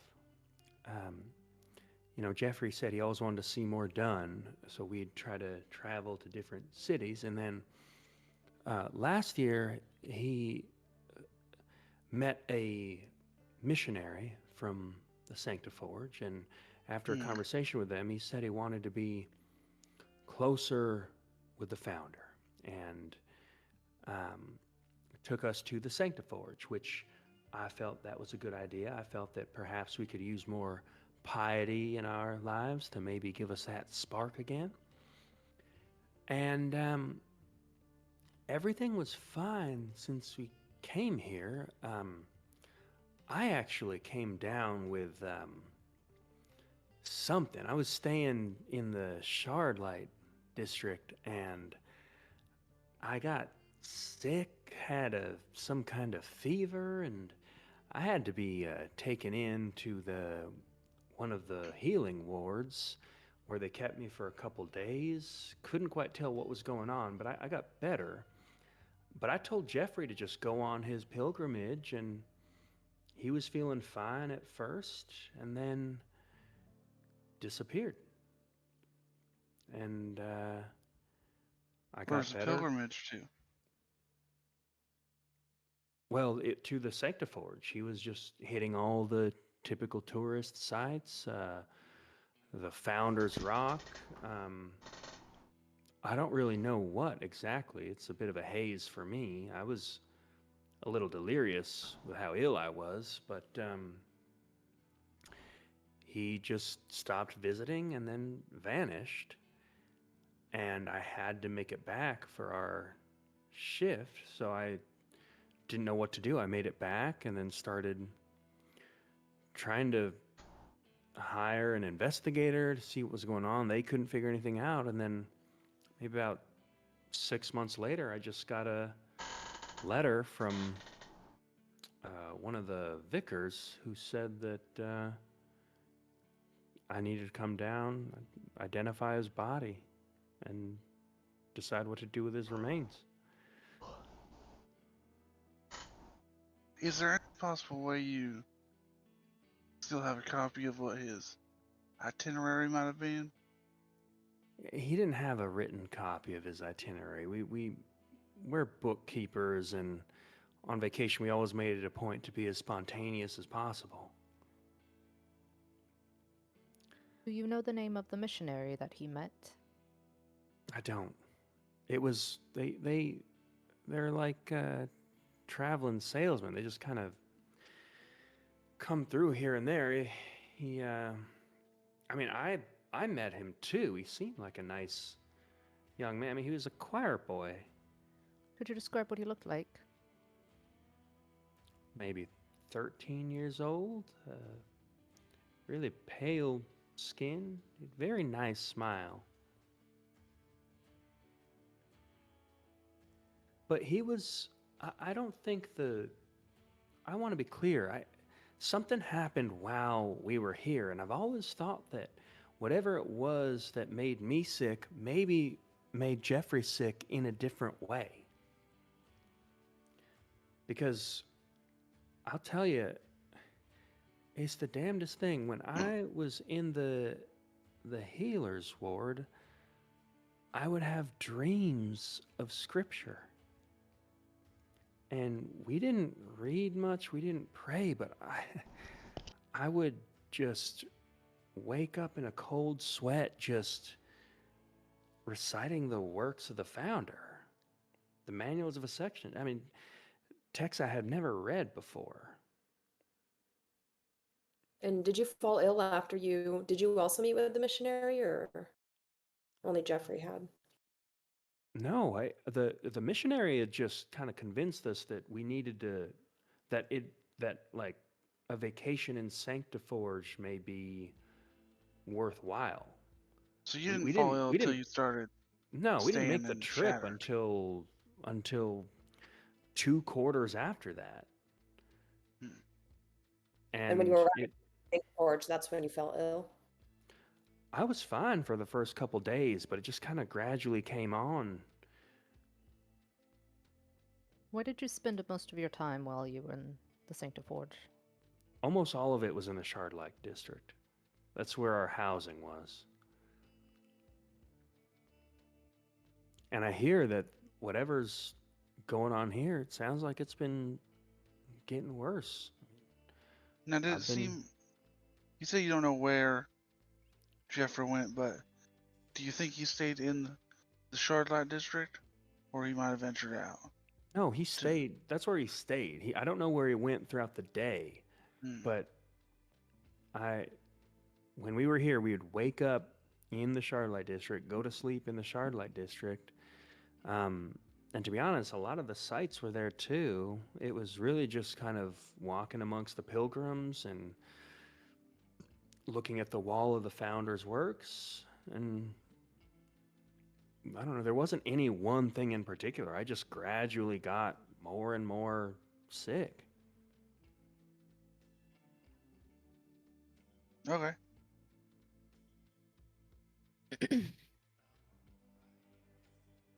So you think you can figure out what happened to my Jeffrey? We'll do our best.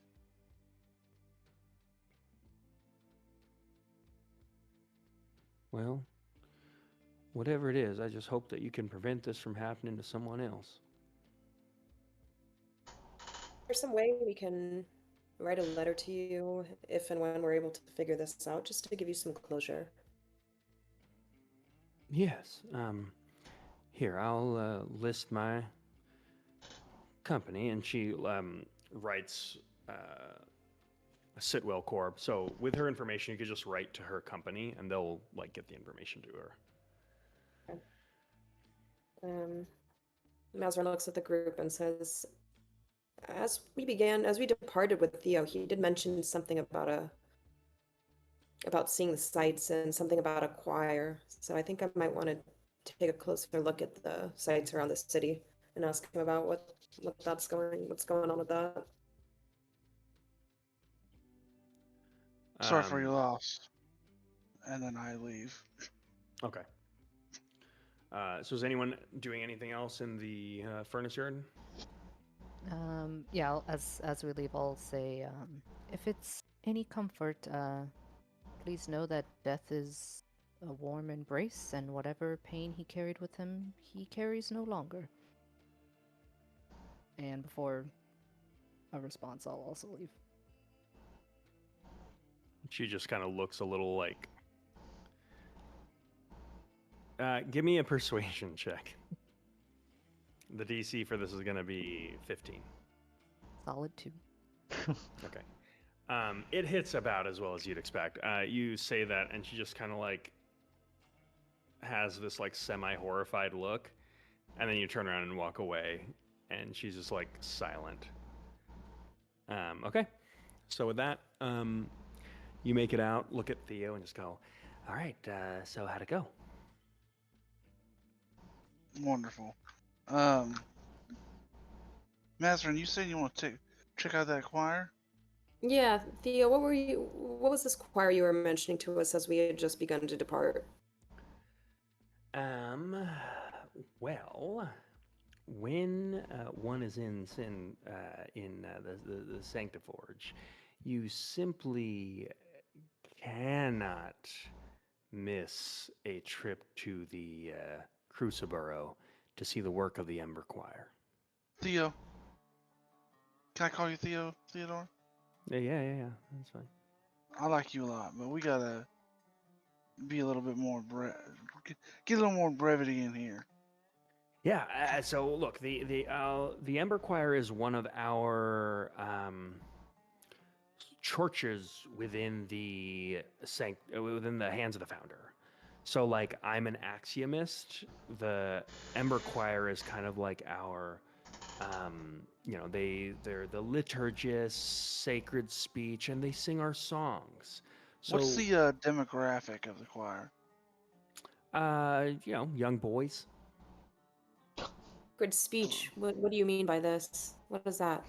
Well, like they write all the songs and the hymns and stuff, and then they'll like sing them into like the holy receptacle so it like rings throughout the city. Do they The speak in young boys write these? Well, a lot of the young boys go through the Ember Choir to learn how to sing the praises of the founder.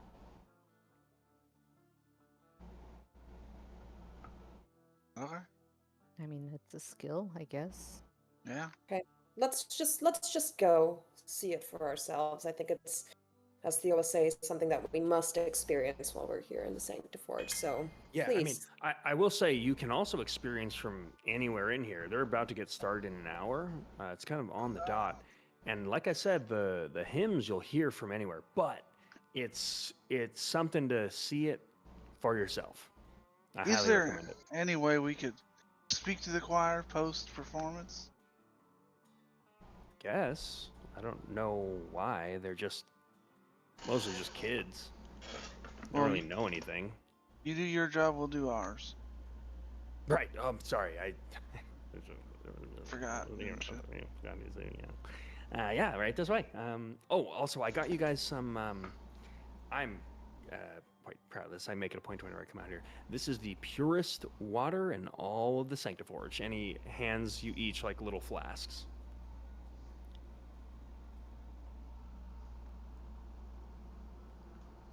What do you mean? It's Just water? Just water. Just water? In a Yeah, flask? but it's just try it. It's Bottle really good. Bottle of water. Bottle what? Bottle of water. What you're looking at is basically like it's in this like flask that someone would keep like a potion in. I drink it entirely. Marion gave Yeren? Yeah, everyone. No. Is it the same flask that Marion gave Yeren? Who? Marion? No. Marion gave him like a very like ornate, like decorative one. This one's a little bit more like it's kind of like a double round bottom flask with like a topper on it. Like it looks like something an alchemist would use. You hear in the background, you just hear Sal go, "Oh fuck, this is good shit," and just goes, "Yeah, this is something that's produced here in the furnace yard. It's a ritual where we use like the ashes of the dead to kind of like cleanse and sort of kind of purify the water. This is actually holy water you're drinking." Is there dead people in this water? No. There's no. I just dead drank the whole people. thing. No, there's no dead people in the water, but the thought is that some of the like essence of their ashes is like sort of diffused into the water in like a holy kind of way. See, because it sounds like it's- you're saying there's ashes in the water. No. It goes through a treatment process where the water is basically it's a whole ritual. It's made impure, right, with the ash, and it's literally magically purified. Like our clerics will purify the water and consecrate it. It's a whole thing, but it's good, right? Like that's I mean, good I gotta tell you, water. it tasted like water. I mean, but you know what they say about water, right? It's like when you can't taste anything, that's the best water. I heard that, and that's, I like my water at home. It's got a little chlorine taste to it. It's nice. It's clean. Yeah. Okay. Well, I hope someone else enjoyed it. I guess. But I mean, it follow wasn't me. bad. Yeah. Sal liked it. Pocket that. Don't drink any of it. Okay. He's gonna walk you through the furniture district. This one, the Ember Choir is just one district over. So as you walk in, you see a bunch of like ornately dressed, mostly like children that are kind of like gearing up in almost like this parade, where there's a few adults in the crowd that are kind of like parade leaders. And as you look around, it's very clear that this whole district is set up in a way where it's meant to act as like an acoustic hub that clearly tunnels into like the rest of the city. So there's like these divoted, almost like clay, like trumpet ports that are in the walls that clearly like go underground. And he's like, "Okay, I think we made it about just in time. I think they're about to get started here." How long does this take usually? They'll sing for the next 8 hours. Oh my Are you God. fucking? Well, hold on. We're stopping this. Hold on. Excuse me, choir. Well, Who's in charge here? wow. You just like wave down the whole of the choir. Yeah, Okay. I think of Jeffrey's name again. Get his picture in the book. And first of all, who here is missionary as well? No one raises their hands. No one here You is done. see an individual kind of walk over to you and just go, "Hi, sorry. Who are you?" Charles Brand. I guess what Ledgerman. I mean is, what is it you're doing here? You know how people have been mysteriously dying in your city? Yeah, it's We're terrible. here to figure that out. We're about to start our performance. I just need a couple minutes. Yeah, with the you came children. at the worst time because The worst time would have been in the middle, where I would have stopped it either way. When that bell goes off and it's about to go off, we're singing and we don't stop for anybody. We could have finished what I was gonna do in the time you've been talking to me. Yeah, but my Shut up. vocalists need to Children? warm up. Children, He who does. of you are missionaries? Raise your you, hand. you don't have to answer that, kid. You do. I'm a Ledgerman. Um, I will find your parents. Okay. And I'll find your family too. Yeah, look. What was your name again? None of them have parents, so What's your you're fucking being name? you're being a bit of a dick right now. I don't care. I just need some questions answered. Maybe we should take this away from the children and I'm maybe you can not. talk to me instead of terrorizing little children. Okay, how many of your children are missionaries as well? A couple. Okay, point them out. No. Okay. Hey, Luminara, Yes, Charles you Brand. wanna, I don't know, use your house or station or whatever? Get this guy to shut the fuck up? Sir, we are here on Ledgerman business. We have the authority of some person that's very high up backing us, and if you would just stand down for a moment, we will be out of your way. You hear this bell go off. Ding ding ding ding, and he goes, "All right, kids, that's our signal. 5, 6, 7, 8." And you hear them kind of like go into this song. And he just goes, "That's good. Keep it up. I'll catch up with you." Does this guy look Okay. important? What's I that mean, give me an insight check. Alrighty.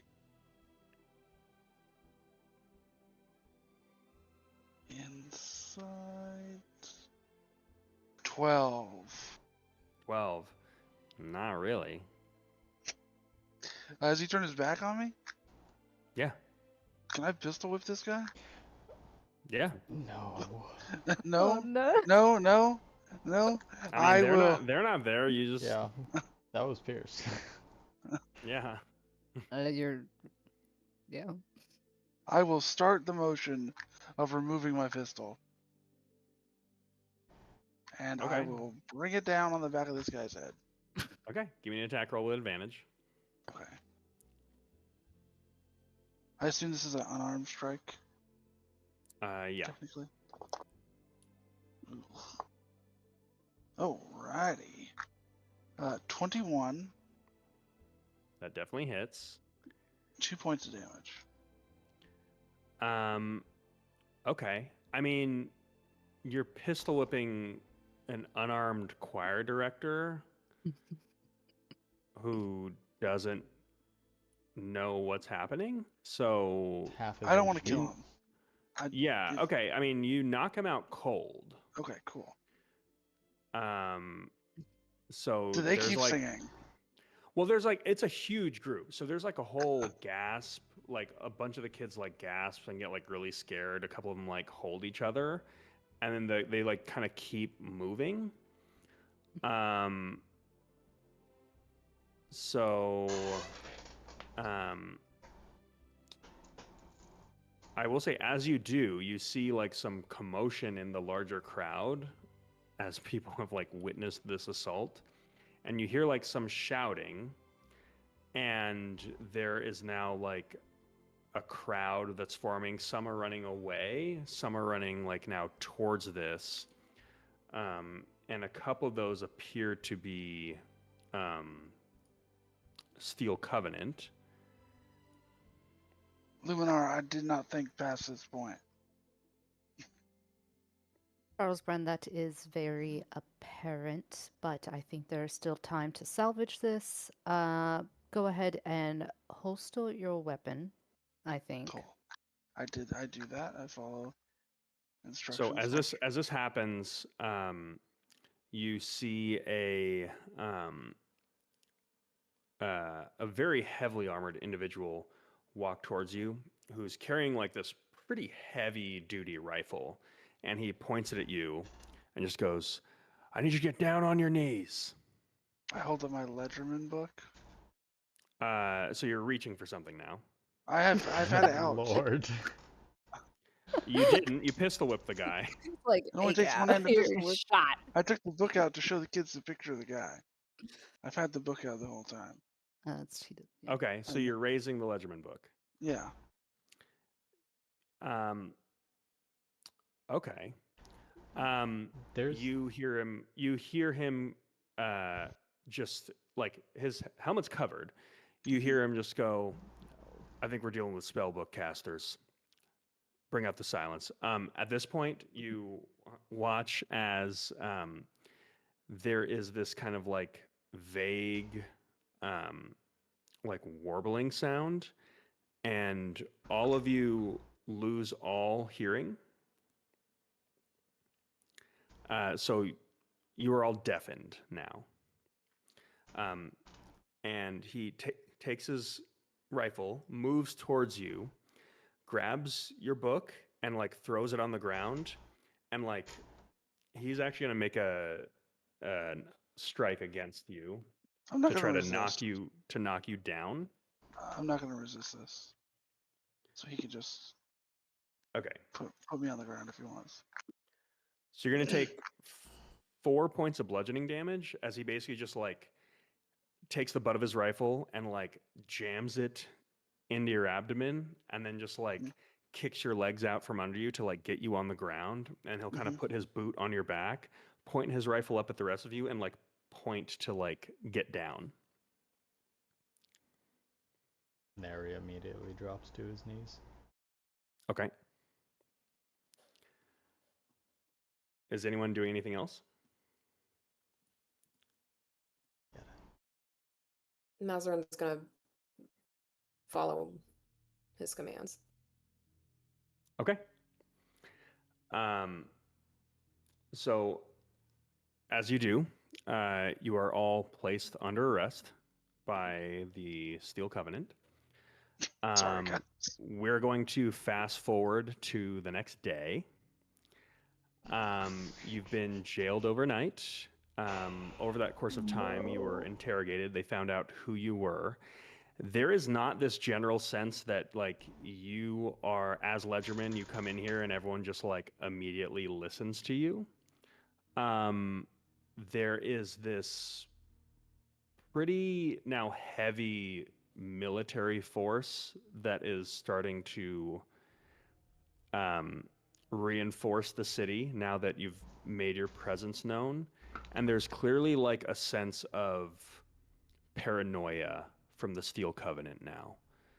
They do not like the sense that Ledgermen are coming into their town and assaulting citizens with weapons, One especially this citizen. close to children during like an important religious event. So there's vague whispers of, is this like the Divinorum kind of like, there's whispers that this is potentially like some kind of purge. There's like this discussion that like they're like, it's not even the Black Quarter. Like what's going on? After a bit of time, you hear in another room like some yelling between one of the officers, and there's a voice you can't hear. And after this going on for about 30 minutes, you see a familiar face as Marion enters the room and gives you all a smile. And this officer steps over and unlocks your cell, opens the gate, hands you all your belongings. Charles, you do not have any ammunition. They do not give you bullets, but they hand you back your guns. And they give you your ledger book back and say, you hear this guard just say, now, your colleague here has cleared up the confusion.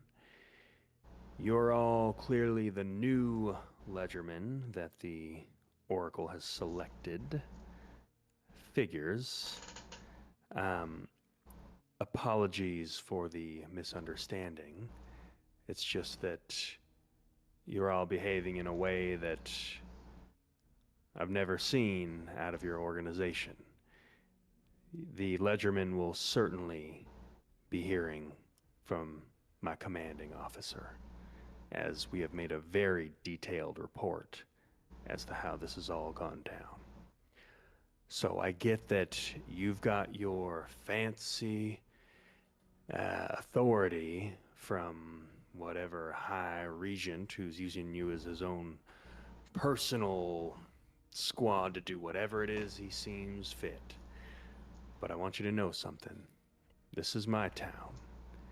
And any unruliness or unlawfulness that is not done in a appropriate or sophisticated manner will be met with force. You're on thin ice. Is that understood? I understand I don't take orders from you. He turns towards Marion and he just goes, can we just keep this one jailed?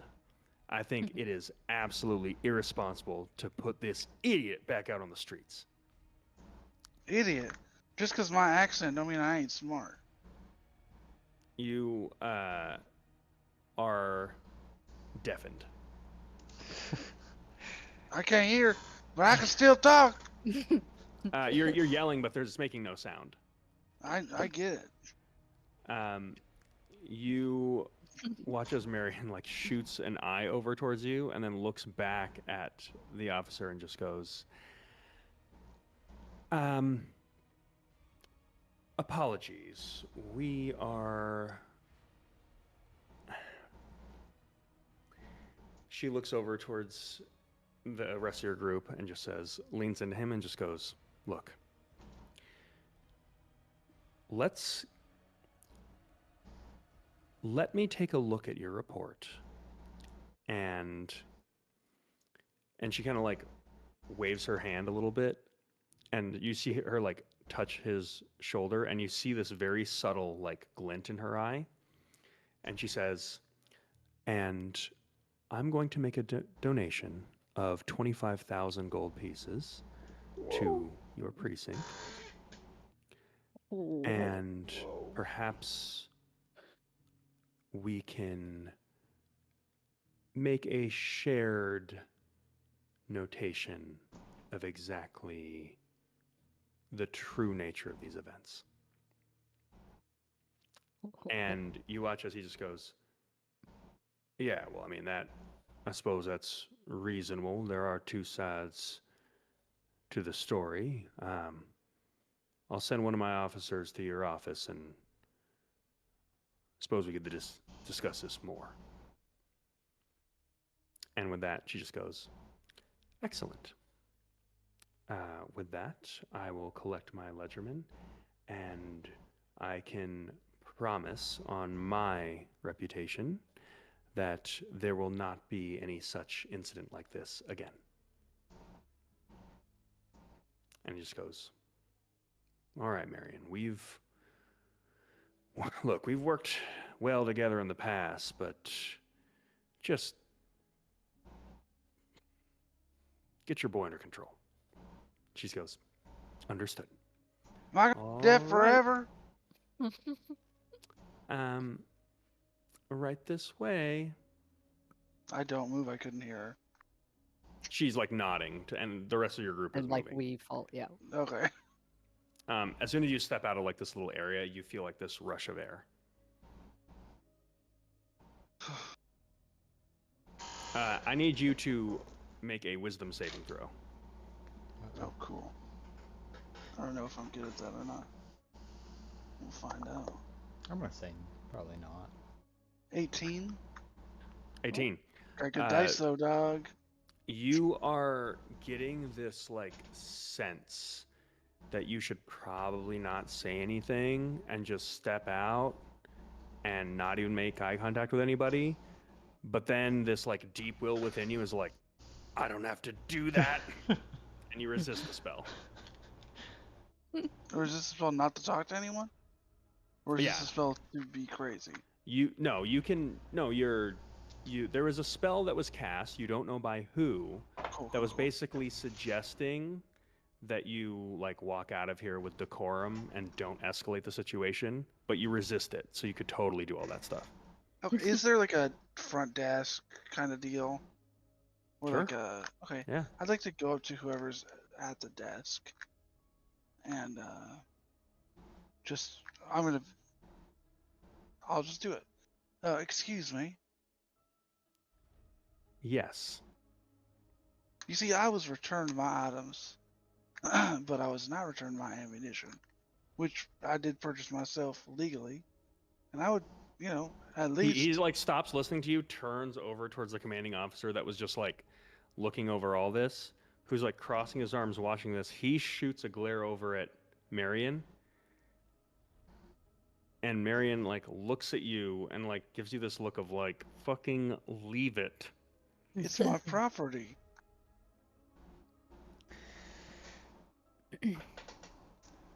He just looks at you blankly. Hey, Chuck, you hear a voice from below you. And a very haggard looking Yedin. Why don't you, just consider that ammunition taken out of your pay, and we fucking leave here with our heads on our shoulders, and you just go buy some more ammo. I expect a receipt, and I walk out.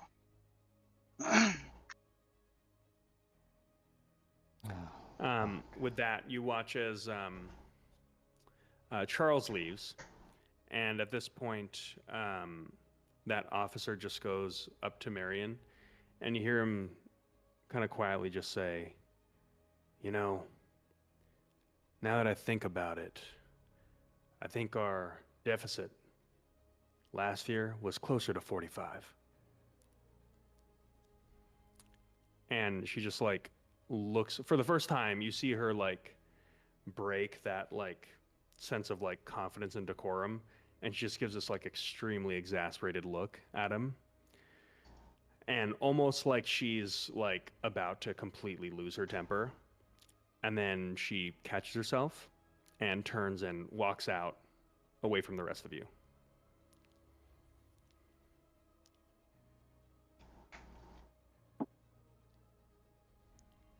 and follows while putting all his weapons back on himself and tucking a pocket watch back into his front vest pocket. Okay. Marion is she walks away from your group and is just like walking into like some random alleyway, just like making a beeline, like walking away. Luminora, you would see that like her hands are like violently shaking right now. I'm standing Charles, right outside the door. Yeah, you stand rolling outside. a cigarette. She blows past you, Mhm. and just like makes a beeline somewhere. I'm gonna follow closely behind her. You're almost gonna have to run. I will do no such thing. I will walk briskly. Okay.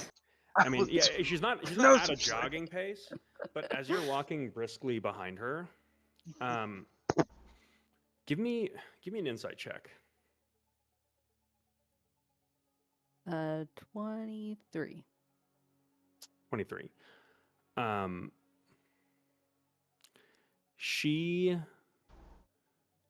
turns toward you, like noticing that you're following, and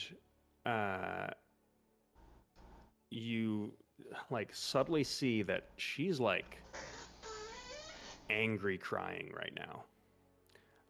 And then she like turns and then sees that you saw her and like whips her head back and then like reaches down, kind of like wipes her eyes for a second and then just bursts into a sprint.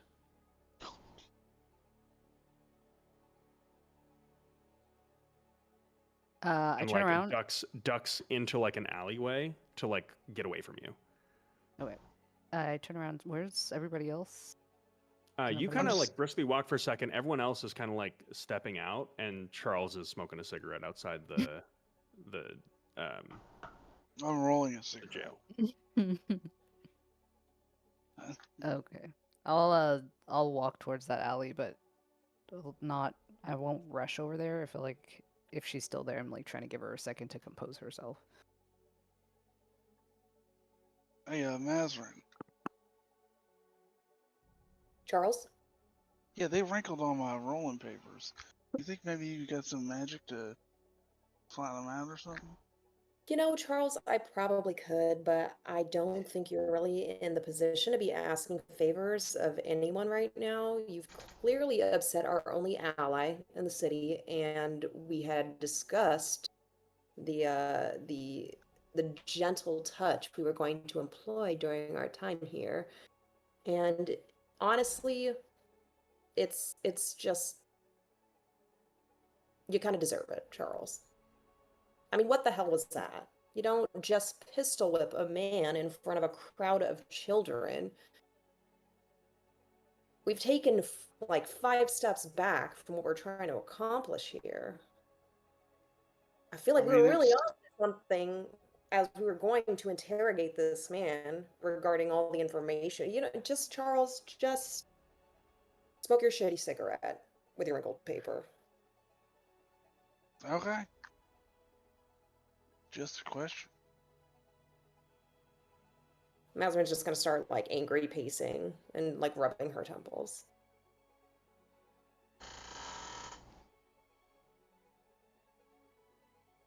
Okay. Luminor, you make it back to the rest of the group. Oh, no, I'm heading towards the alley where Marion went. Okay. As you turn the alleyway, give me a perception check. 22. Okay. In like, she's like way like just with your ASMR vision, like almost like a quarter mile down this alleyway, you see just like a foot on the floor. Are you gonna make your way over there? Yes, and I'll start like calling out for her. Miss Virel, Miss Viro. You see that foot just like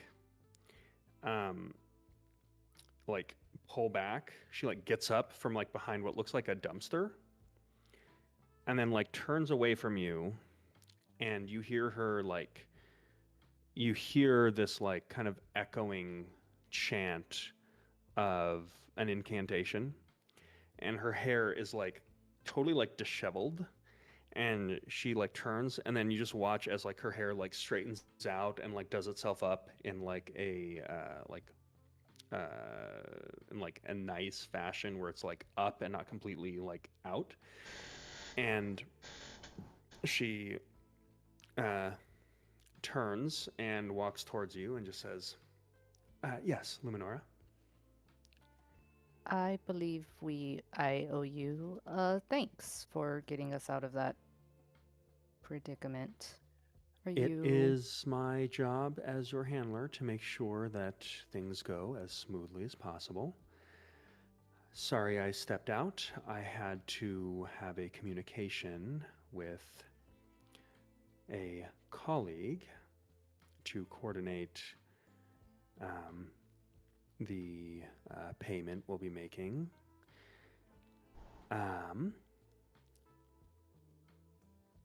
What can I do for you? I mean, so things aren't going well. I think we can both agree on that. I don't know that I would say that. There are certainly some roadblocks, a pretty big roadblock that we've hit here, but you let me worry about this part. That's my job. I handle that, and you just keep doing your Ledgerman stuff. Okay? Okay, see, but that is the problem, Miss Firel. We weren't really trained on the Ledgerman stuff. So I'm That's okay. working That's with okay. You'll figure it someone out. who, yes, but I've never encountered people like this. I wasn't really trained to Luminora, I work need you to with. fucking figure it out. And you watch as she like cracks and says, I get that you are coming from a place where your like self-worth and skills all come from your own skill, but this is the fucking real world where all of this shit is out of your control. Imagine what I'm doing, roping all of you together and trying to get you to work. Now that's what you do, okay? I need you to shoulder some of that burden and get this team to work, because it's not just your life on the line, it's mine too. You have no clue what is at stake here. So, yes, Charles is not going to play nice. He's going to do dumb shit. That's what I expect him to do. You and Mazarin need to control that shit. You'll see it coming because now you know, and next time it won't happen because you'll be there. Right? Yes, Miss Farrell, of course. Sorry. That was unprofessional. I'm under a lot of stress. And you see like her hands are like wildly shaking right now. With your previous insight check, she's like, this is the voice of someone who's like talking through a complete mental breakdown. And you definitely get the sense that like it's not just this. You're kind of seeing that like this whole like visage of having shit together is just that. She is I mean, this is a lot coming from you, but you have not really seen someone like this broken. But she puts on the face again and just says, that was so inappropriate of me. Let me, I'm so sorry. I can't believe I said that. You actually made some very good points. No, and she like kind of rushes towards you and actually like grabs your wrists. And she just goes, and she looks down and looks back up at you and she's like, oh, I'm sorry. Yeah, a little more like pulls back. No, I didn't mean any of that. Well, I want you guys to work. There's no other choice. I don't want to see any of you get hurt or anything bad happen to any of you. I know that it's not ideal. I know that. You are being put in a position where most people are expecting you to fail. But I don't. Give me an insight check.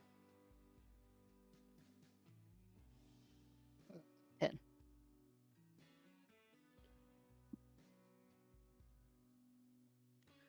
Okay. But I don't. And it's very important to me that this works out for you and that all of you are... A lot went into making this happen. So, Can I speak candidly?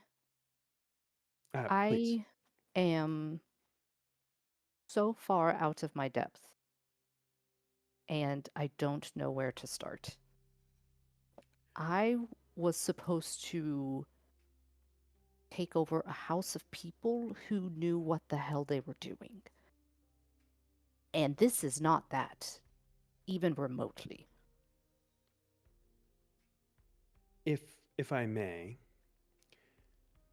yes, you are meant to take over a house of women that notoriously know what they're doing. Very much so. But your mother is an admiral with the Black Armada.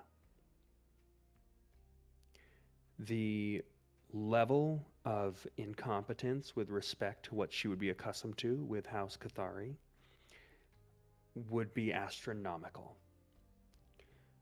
So I completely understand that you are used to a different standard, but Luminara, the rest of the world cannot operate that way. The perfection that you chase in House Cathari is not something that you will ever see again.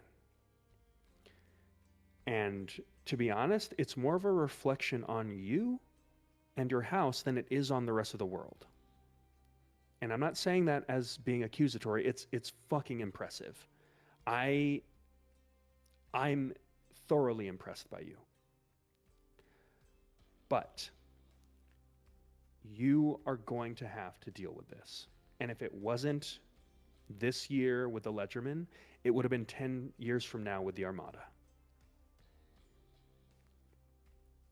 So I was really hoping that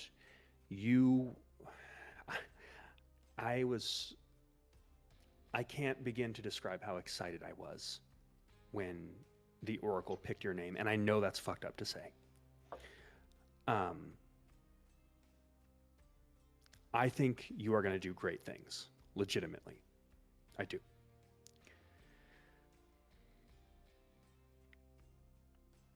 Okay. Well, don't worry about me. I will do my job. I always do. And just let's move past this and let's get you guys back on track.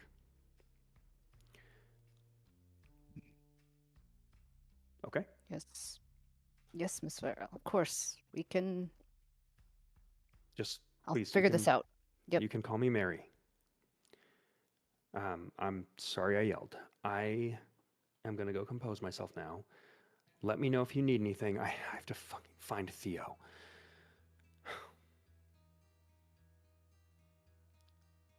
Good luck. She'll turn and walk away. Good luck. Deuces. Turn and I walk away back towards the front of the station. Yeden has, if it is alright with Chuck, taken some more chew from him. Yeah, I'll offer him some more chew. is sitting on a step or wherever next to Chuck. Head bowed, a small puddle forming in front of him. Disgusting, I love it. Chuck sits on the ground, crisscross applesauce. And he opens up the ledger book and is looking at a map of the city. Okay. He looks up at Mazarin, who's, I assume, still facing angrily. Hey, Mazarin. Chuck? I'm sorry for what I did. You're right. I should have thought about it a little more. And I just wanted to say, I didn't mean. I may have overestimated our authority as ledgermen. And that's my bad, and I won't do it again on purpose. I promise. Chuck, I think there may be a time and place for us to employ brute force, but on our first mission here in Sanctiforge, I think we're sort of in a delicate space here, and things seem to be a little bit tense. So I appreciate your apology and your awareness. I just really don't want to fail this mission. I think we owe it to the founder to put the best of our abilities forward and maybe just let me or Luminara take the reins on the more delicate matters, which might just be the entirety of this mission. I mean, there are deformed monsters venturing out of the city. Right. There is a time for everyone to shine. Yeten, I don't know when the hell that time is for you, but I think we figured out when Chuck's was. Yeah, we're learning. We're all learning. As he drools onto the floor. I just didn't, I didn't mean to make us all spend our first night in prison. I mean, I've spent nights in worse places, that's for sure.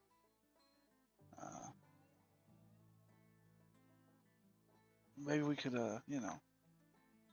I did have an idea. Did that idea involve going to the Shard-like district? Because that's where it we did need to involve going to a Shard whatever district, and maybe just picking a group of people and follow them around and see what they're looking at, see what we can find out. Maybe there's clues in the tourist attractions. So let's just put a mental pin on whatever we failed to figure out with what's going on with the Ember Choir. But I do agree, I think at some point we are bound to end up in the Shard Light District anyway. So, okay, let's do that. And she reaches out her hand to Chuck, who is sitting crisscross applesauce on the floor, to pick him up. We should wait for Luminara to come back. Luminara comes back right as you say that. Oh, what a lot we have here. Was particularly looking at Yeden, just drooling. I don't think he gets the idea of Chew yet, but he'll figure it out very quick. You got spit, boy! Mazarin just shoots a look at Luminara like, please don't group me in with these two. Like, please. I just finished talking with Mary. She is not pleased. Rightfully so. It appears that your weaknesses and faults reflect on me, which is unfortunate because anything that reflects on me reflects on my house as well. I did apologize. You missed that part.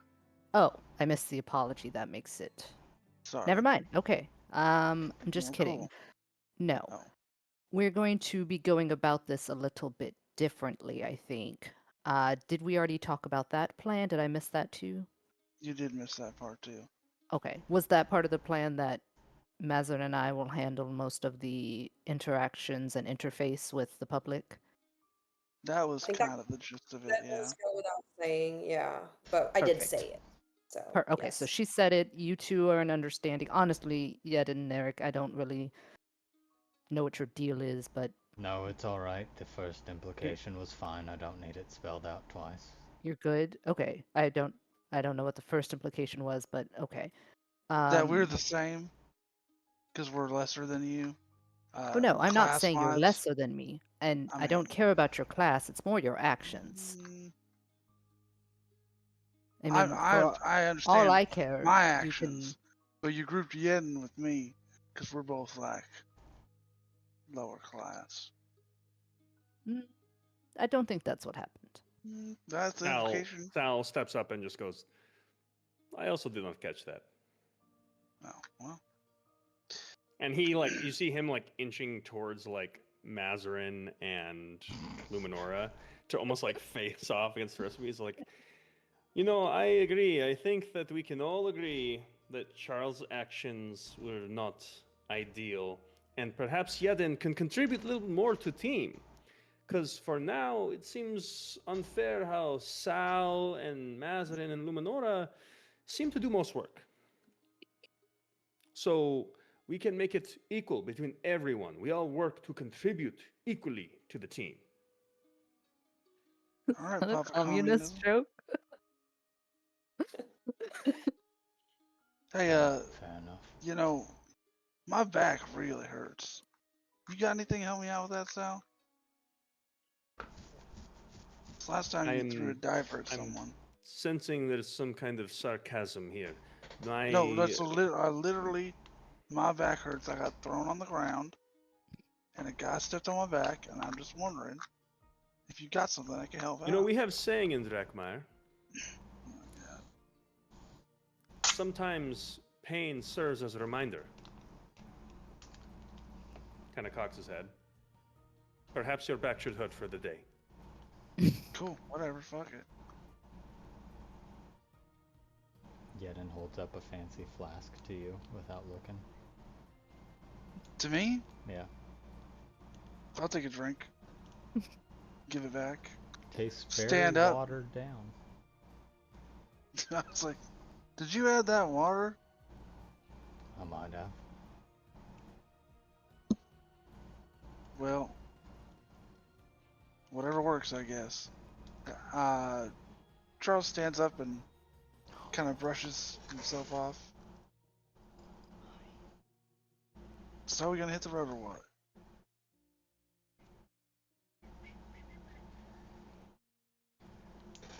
Okay. I guess I'll take some more responsibility for the group and do my part. I'll lead the way. He just begins walking. All right. I follow Yedden. Sal's gonna follow you. Where are you going? I don't know. Okay, roll a d12. Oh. That's this one. That would be a 2. Okay. Give me 1 second to see where we're going. I have the intention of going to the Shard-like district. Ow! I have Cat. He's very feisty. Right. But you have no idea where it is, what it looks like, how to get there. Right, yeah, I knew where you wanted to go. Okay.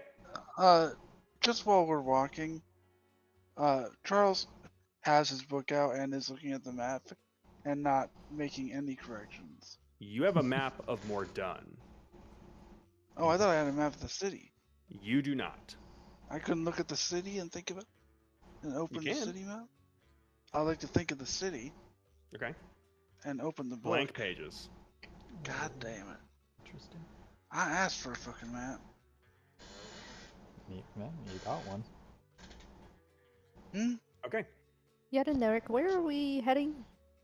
Oh, just right around this corner. I think I saw Yeah, there's a sign right over here.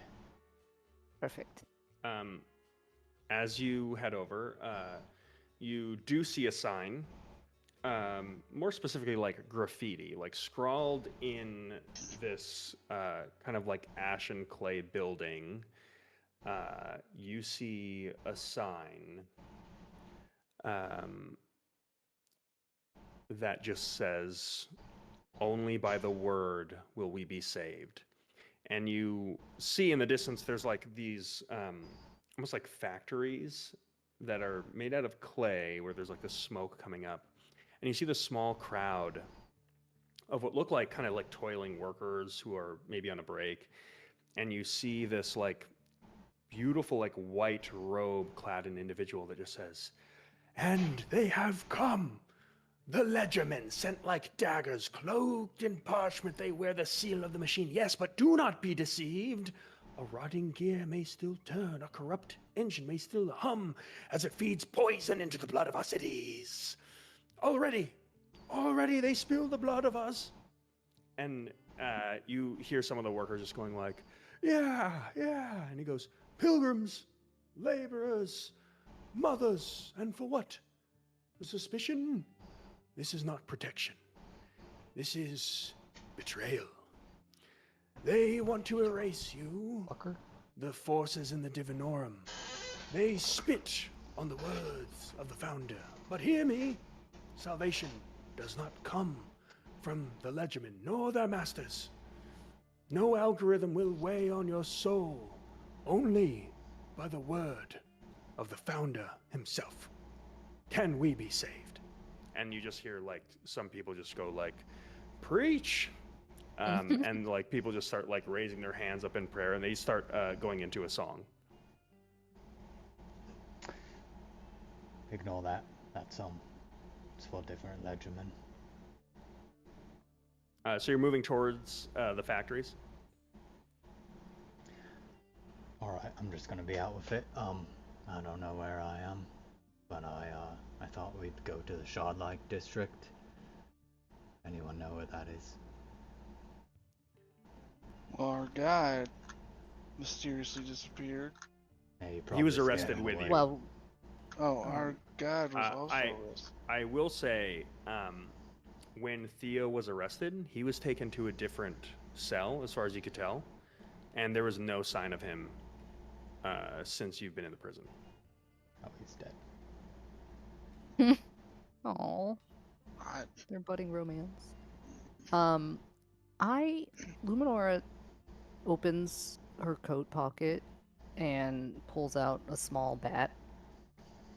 Opens her hands and lets the bat fly away, and I'm going to have my familiar fly up about 100 feet to get a bird's eye view of the city, bat's eye view of the city. Mm-hmm. did you have a fucking bat in your pocket? Yes, it is my familiar. Yeah, but why? Whatever, dude. It's a magic creature. I don't understand what your concern is. It's not cramped up in there? You send the bat up into the city. What are you looking for? I'm trying to get an idea of the layout since we have no map and no idea where we're going. It is. It's confusing because it's like a series of burrows that are arranged in these like circular and modular patterns. So almost like a cluster of grapes, but in 2 dimensions. With little like shanty towns organized around each of the little like nodes. Right now, you are in a node, let's call it to like the southwest, going closer and closer towards the like actual pale marches. When you railed into town, you would have been towards more like the center. Okay. So your visit here was kind of predicated on the notion that you'd have a guide. There was never like you didn't get a chance to get like oriented yet. Yeah. Maybe we should look for like We're towards the touristy- outskirts. Yes, maybe we should head back towards the center. Is that what you're thinking, Charles? I was just say somewhere where there's tourists. Maybe they have like a map. We could. Are we wearing like clothing that identifies us as ledgermen? Because I'm not wearing the. No one's wearing the uniform. I was presuming, and there, to be honest, there's not really a like the uniform is like wearing all black, which you are, but that was like your style before it was cool. I think. But also no one else is. But you do look like Outlanders. Is there like an inn nearby? You can go look for one. As you're kind of like discussing this amongst your group, you see this kind of pudgy, like red dragon or bronze dragonborn that kind of like steps out onto the street. He's got this huge wrench that's like a two-handed weapon, like over his shoulder. Turns, looks at you, and just like rolls his eyes and like tries to avoid eye contact. This is the dragonborn from the train. Or the one who was drinking a ton? Yeah, and he's like beginning to walk away. Hey, buddy.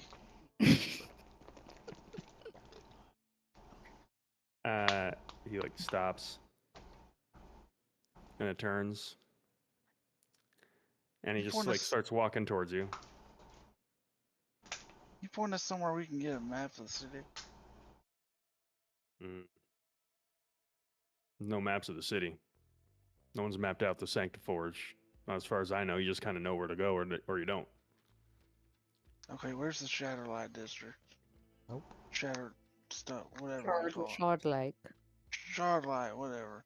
He kind of nods towards like the northeast direction. Just goes that way. Cool. How many meters that way?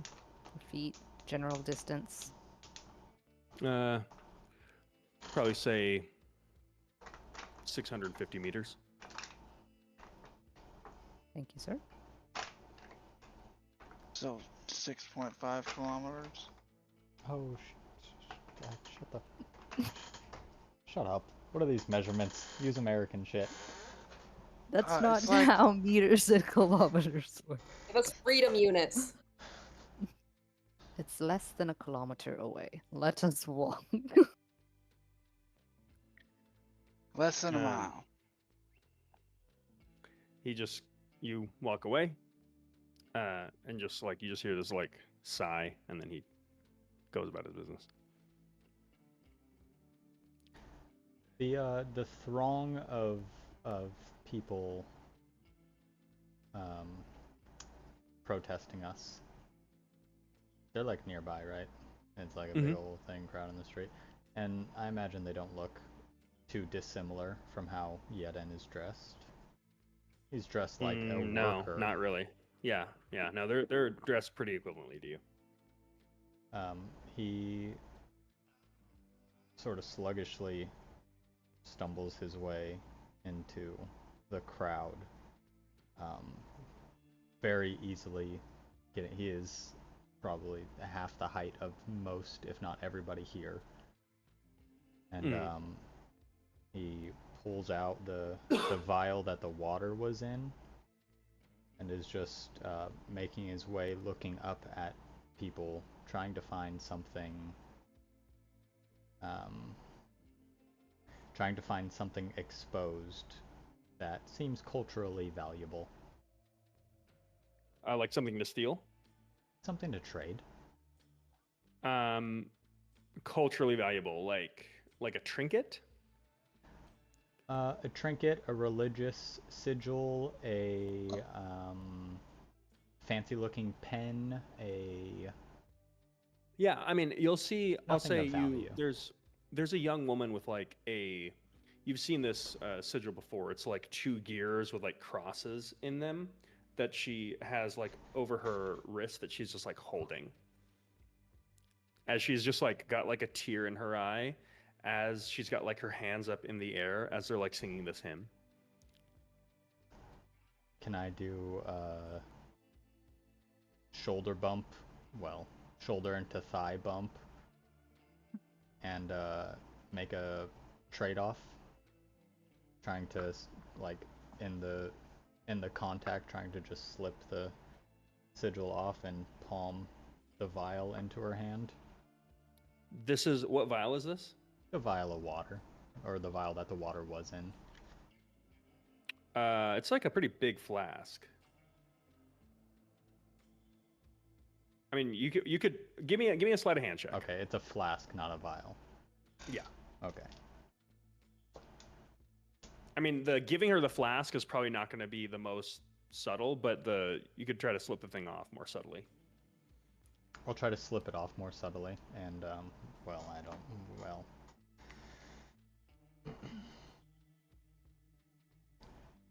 13.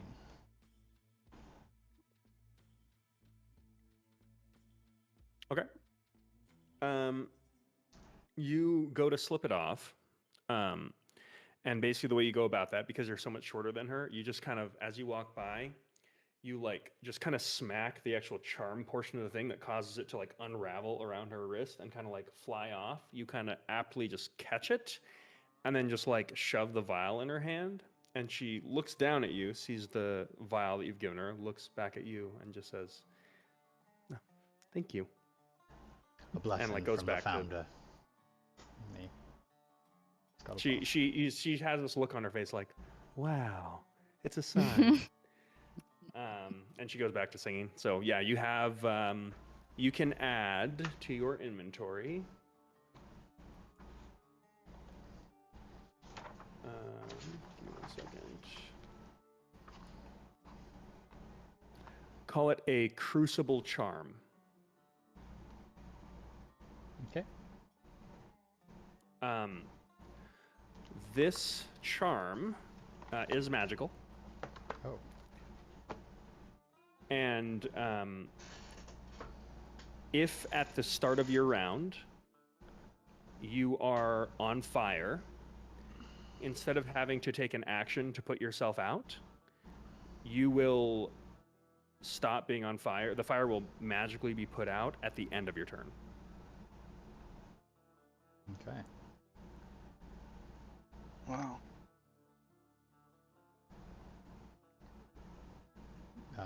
Yedin makes his way back out of the crowd and has to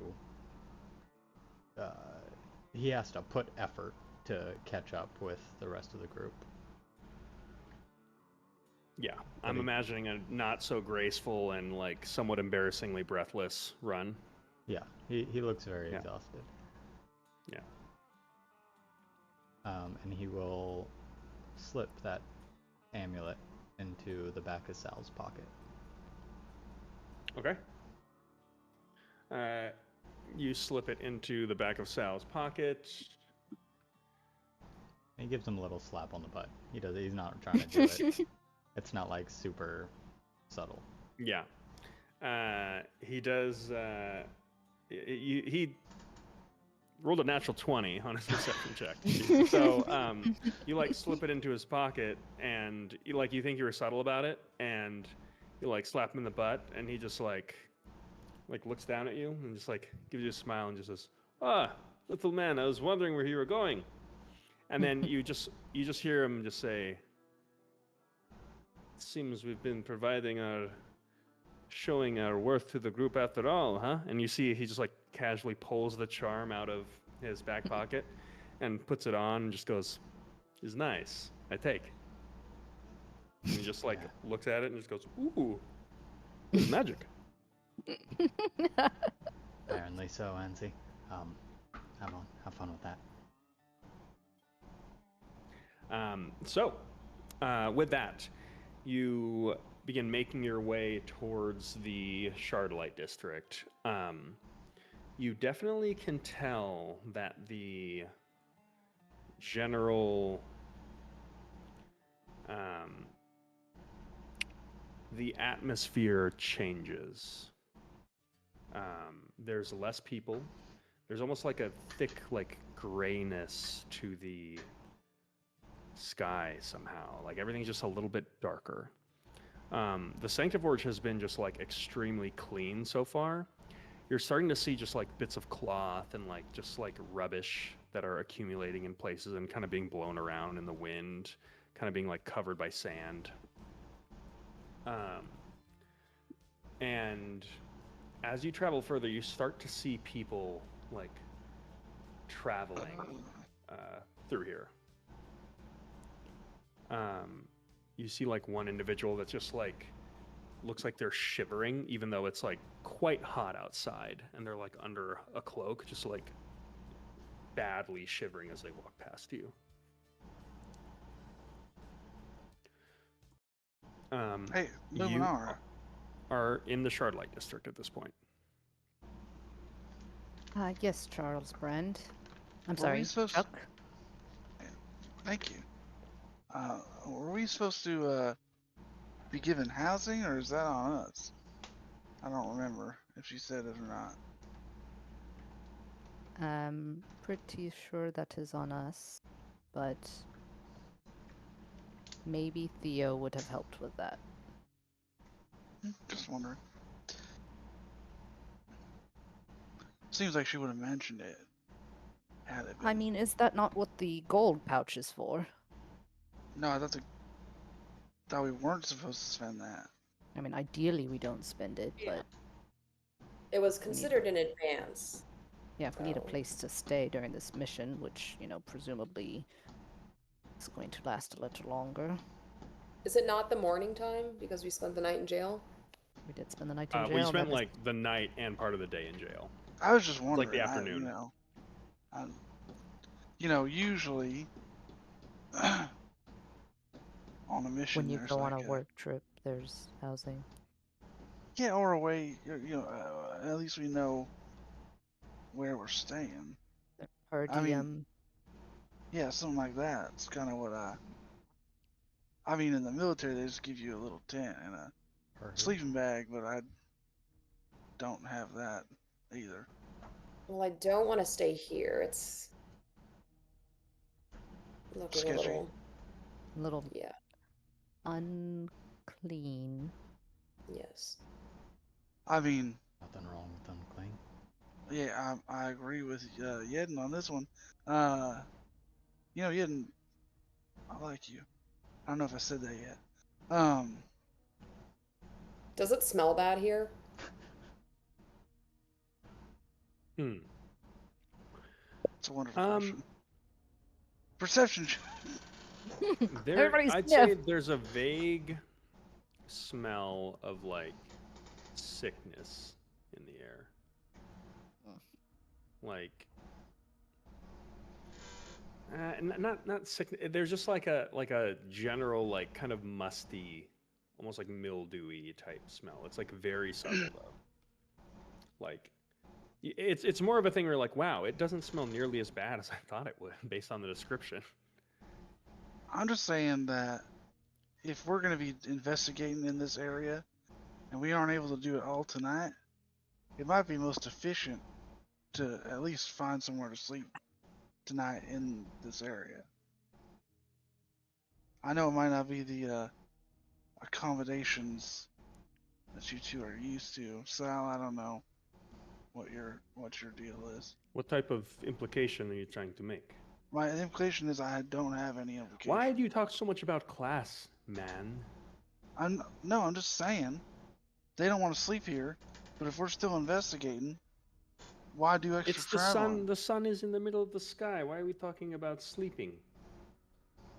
I just want to have a plan. I'm sure it won't be too hard to find some kind of inn, some kind of tavern. Perhaps when Theo finds us, he will have some kind of plan. Cool. He was our guide. And we got him arrested. I got him arrested. So I would certainly understand if he did not wish to be our guide anymore. No, Theo needs us because we're the only ones who can cure the town of the sickness that is going over it. He will come. Trust me, Sal knows. I mean, I trust it. Epicenter of whatever sickness is going around. So that's why I didn't want to stay here. It's not really a class thing. I'll sleep on the ground in a forest. I don't really care about that. Let's just make it our plan that we recon and figure out whatever we need to figure out here before nightfall. Okay. I mean, let's, I guess, search for pilgrims and see what they're checking out. Right? Is a healing ward where what was her name? Ilrium stayed? Is that around here? You wouldn't necessarily know. Was she? But you were kind of getting the sense that it was out of the Shardlight district. Hmm.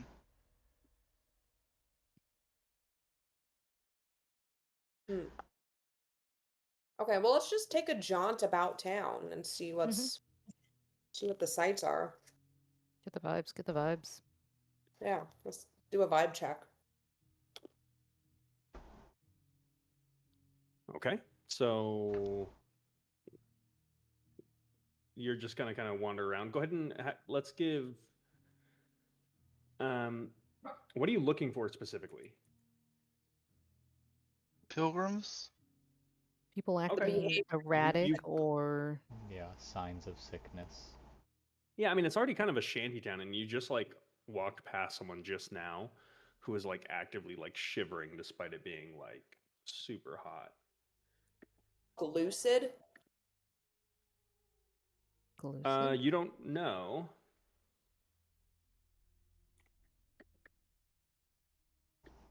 Did you ask if they were lucid?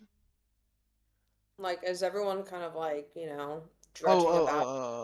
I see what you're saying. There's a like variety. I mean, it's like you see some people that are like strung out and they're like on like in an alleyway. They look like they're maybe like dead or like high or something like that. You see like a couple individual, like the one who walked past you is like shivering. You see someone else just like walking through that looks like they're trying not to look at the guy on the ground or the shivering person, and they're like, "Oh, weird," and they're like trying to just get through. Charles Rand notices all this, throws a cigarette on the ground, puts it out, grabs a bandana, and wraps it around covering his nose and mouth.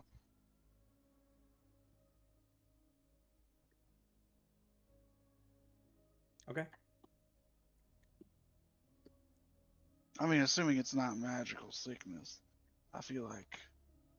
Well, there again, like I said, there's like a variety. Like you see someone walk by who looks just fine, but they like look like they have somewhere to be. Yeah, I just don't want to take any chances. Mm-hmm. Okay. I kind of Well, want to dip who's in. like, sorry, go ahead. No, you go. I was just gonna say, I'm gonna try to tap into the mind of someone who's looking sick and out of it. Okay. I'm just gonna say, can you hear me? You hear a response that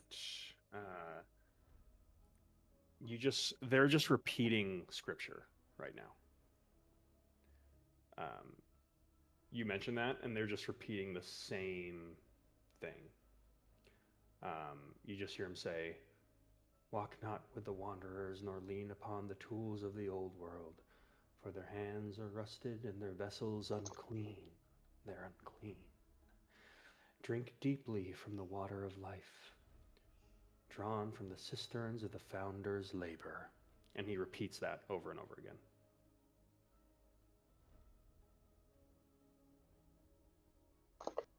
Who is the person? Oh, I guess she hasn't told us this yet. Never mind. Are you sharing that with the group, Mazarin? Mazarin's just gonna share that with the group. Is the person that she read from, are they like one of the people like sitting in the alleys or one of the people walking around? That's someone who just was walking by. Okay. The one that was cold? Mm-hmm. Lenore's gonna do like a little 180 or start following them and cast detect magic on them. Okay. As you cast detect magic, there is a cold spot. Big one on their head, and you can see like their whole like circulatory system lights up. like the dead body. Mm-hmm.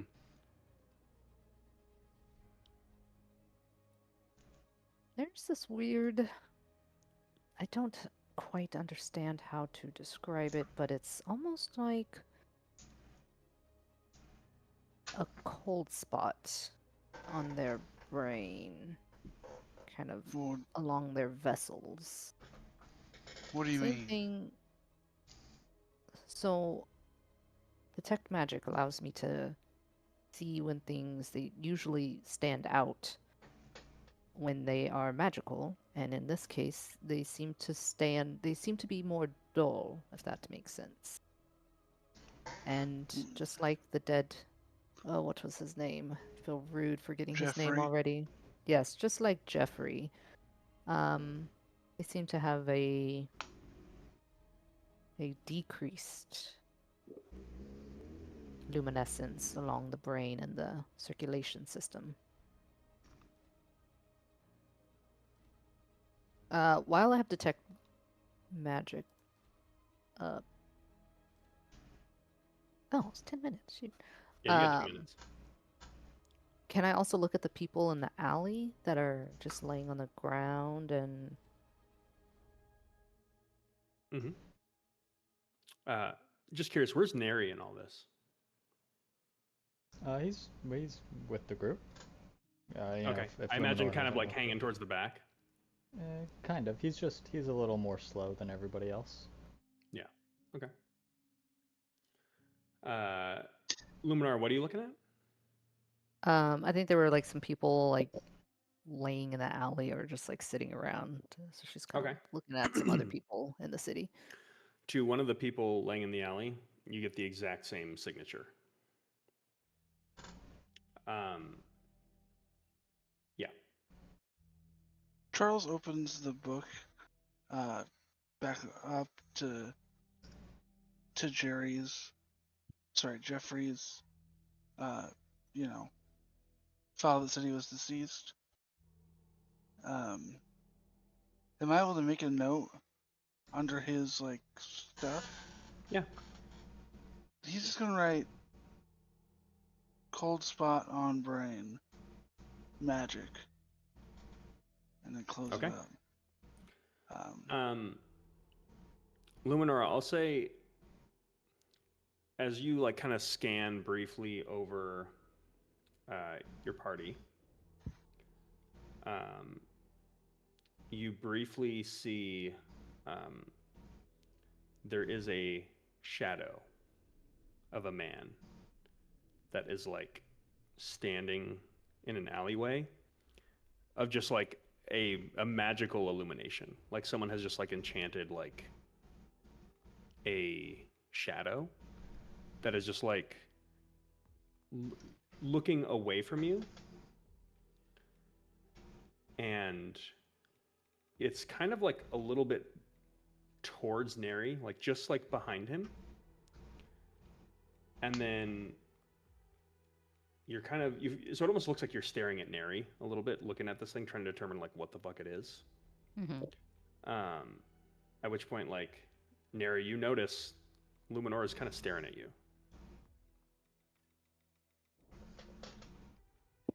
There's something on me. As he says that, the shadow turns, looks at you, Luminora, and then just like steps back, almost like it's falling into water, and then completely dissipates. Very cool.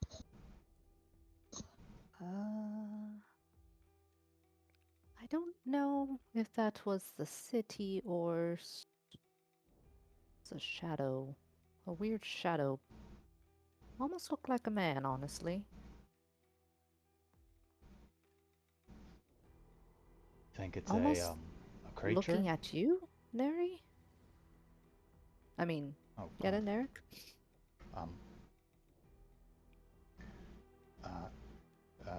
Chuck, you got any more of those bandanas? That's alright. Chuck like searches his pockets. Sorry, my. Yeah, you got. Yeah, I take one out. Sure. It's red though. fuck it. He'll wrap a bandana across his face. Does anyone else want one? Be cool if we all had matching bandanas. Be Um, conspicuous. Luminora, Oh. couple quick things. Mazarin has a magical ring. Neri has a little like magical trinket in his pocket, like a chest pocket. Charles, do you have anything to declare? To customs. No, I Okay. have nothing magic. Okay. I abhor magic. I love it. Sal Is magic. has 100%. Yeah. It's 4th of July. a small little magical cold spot in his pocket. Does it look like the cold spots I've been seeing? Mm-hmm. Sal, what is in your pocket? If I Oh. may kindly ask. So I've been waiting for you to ask. Sal has many useful things in his pockets. Like this. And he pulls out like this little like looks like a potion. This thing is like kind of mildly magical. He's like, No, that's not that. It's not that. "Are you sure? I'm certain, please. This makes you grow hair. Everywhere." Where? Whoa. There you go. Fucking But magic. That is not what It's I'm nice looking for. because you just take this and then shave it where you don't want the hair. Wait, I Convenient, believe huh? That does sound pretty nice. Okay. No, No. disagree. You little man, I give you full head of hair. Yeah. We call it Drachmiri transplant. Ugh. That sounds gross. But, That is not. Little disclaimer, it is horsehair. Very Oh. fine. God. I'm good. Thank you. Okay, your loss, more for Sal. And then he says, You're balding. you never get high on your own supply. Unless, of course, you're referring to this. And he pulls out this other, like, much longer vial. And he says, this one, it makes you feel cold. Even if it is not cold. Is it what I am looking for? No. That is not it either, Sal. Please continue. Well, I don't know what to tell you. I've got tons of useful shit in here. Like, let's just pull it all out then. And he just, like, goes pull through it all everything. out, please. Thank He you. pulls out all his potions. It's not any of his potions. It's none of your potions. There's something else in your pocket that is creating a dark spot. Okay, do you want to just point to where it is? Right there. And I What, point this? to his pocket. Yeah, he pulls out the little scraping that he took from the body. Oh. That makes sense. Good idea. That makes sense. That makes sense. Forgot about Oh, that. this is cold? He, like, Yes. touches it to his tongue. Ugh. Oh. It doesn't feel cold. It's outside the glass. Oh, okay. But, and he, like, No! cracks it open. And he, like, goes to put his pinky in it. And he just goes, you sure? This is how you do alchemy. You This is how put I was it taught in in your mouth? Drachmire. Do whatever You you put want. it in your dude. mouth. Just a little bit. A little bit cannot hurt you, and that's how you identify the effects of the alchemical ingredient. Man. All right, whatever you. Okay? I'm going to do It's- it. I mean, We're it's the waiting. same thing that is coated on all of these. Do you sick think I'm going to people, get super so sick and get crazy? very possible. Does anybody Sal, I want to already do it think with you're me? crazy. Absolutely not. No, no way. No one else will be doing this. No, I don't know if I want to. Okay, that's reasonable. Ah, fuck it. And he, like, puts it in his mouth. God. What's it taste like? We all sit there and stare. Honestly, Yeah, honestly. a little bit, little salty. And the tiniest hint of sweet. You feel different at all?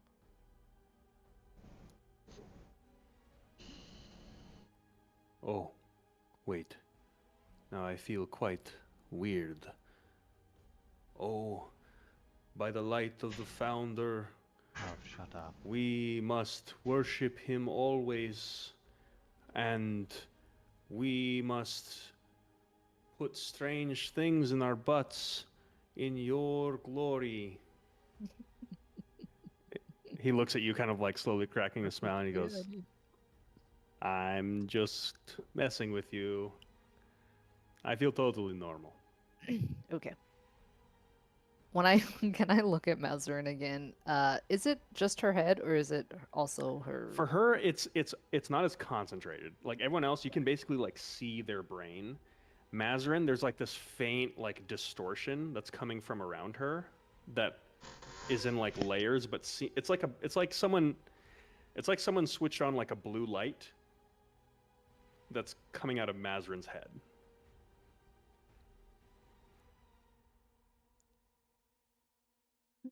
Mazarin, you have a little bit of an aura that is a little similar. It's a little similar. That was similar. Well, I feel fine. I don't feel sick. Where is Yeah, it? it's not the same. It's more like more like a halo, like this, where theirs is like this. Wow, very cool. Ah, sort of like realization washes over her what you're probably referring to. It's I'm not sick. It's probably just you might have noticed, or you might not have noticed that I have sort of magical abilities that are slightly different from orthodox magical abilities. Mm-hmm. That was probably what it is. Is there still a dead guy in the alley? You don't know he's dead. Is there still a guy that looks dead in the alley? Yes. Charles Brand would like to go over and try to take his pulse. First things first, he put his gloves on. His cool black leather gloves. Charles Brand. Charles Okay. Brand. See. Give me a medicine check. Awesome. That is a 10. A 10. You do not feel a pulse. Luminara. Yes, Charles Brand. You can just call me Chuck. Sorry, Chuck. It's okay. Or just Charles. But I don't need both of them. Mr. Or just Brand. You pick one. I don't care. This guy is dead. Well, he doesn't have a pulse. I come over and gently nudge him with my foot. Excuse me, I got field training on basic first aid. I can know if a guy's got a pulse or not. Well, I'm you nudge certainly him. not going to check. He doesn't feel stiff, but he doesn't respond.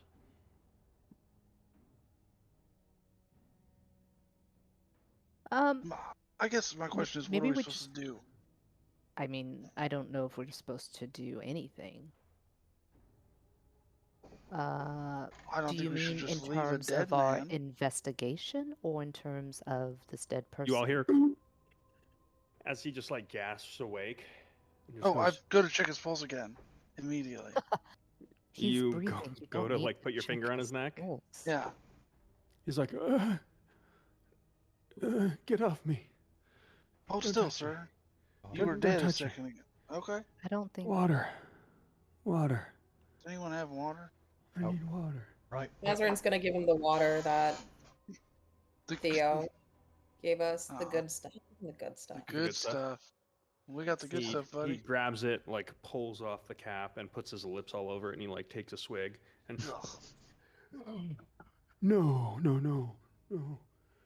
This well water. I need well water. What the fuck is the Water? difference? This is the best water in the city. No. Water. Water of life. Where's the well? We'll get you some. He just kind of like weakly like points in a direction. All right. Yedden, you want to take the lead on this one? Sure. He'll begin walking in the direction, looking for a well. Are we all going? Yeah. Yeah. It's an adventure. I think I'll leave my bat behind. Leave your bat. Chirp, chirp. As you're I don't know what sound bats make. as you're walking around looking Okay. for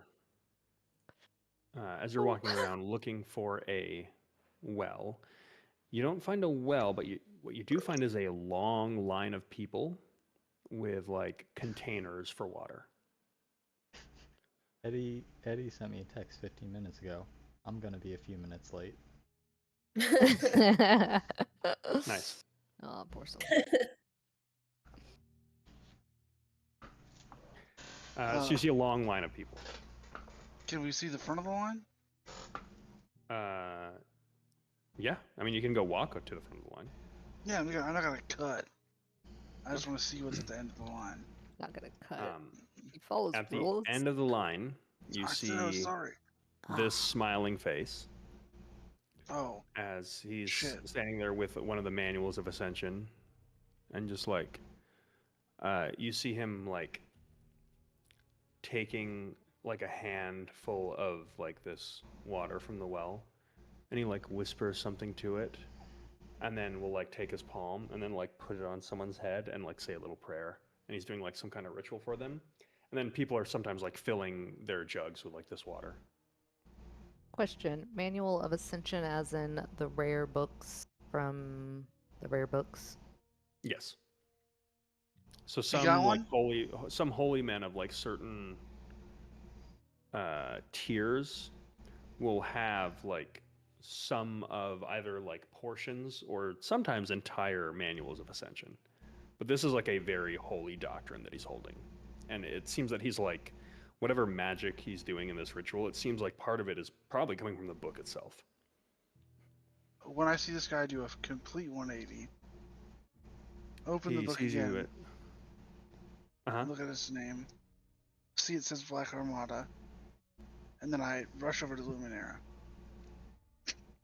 Hey. Yes. Chuck? Thank you so much. Do you want me to call you anything other than Luminar? I didn't even ask. Luminor is fine. Cool. I mean, yeah, that's fine. Yeah, alright, cool. We're buds now. It's a little informal, but yeah, no, it's fine. You're right. That dude's in the Black Armada. Ain't your mom in the Black Armada?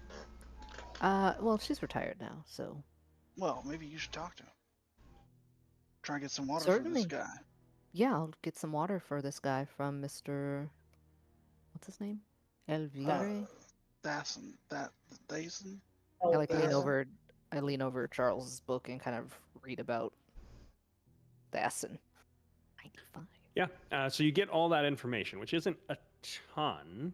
He's loyal. He's also the same like class designation as you are, so he's like from like nobility. The association with the Black Armada, you presumably that's not current. It's unlikely he's like a current member of the Black Armada, like here in the Sanctiforge, but he could have served in the Black Armada. As you approach, he definitely like is looking at you. Ever since like Chuck turned the corner and turned around, he's had his eye on your group. I just think, since the last person I talked to got us arrested,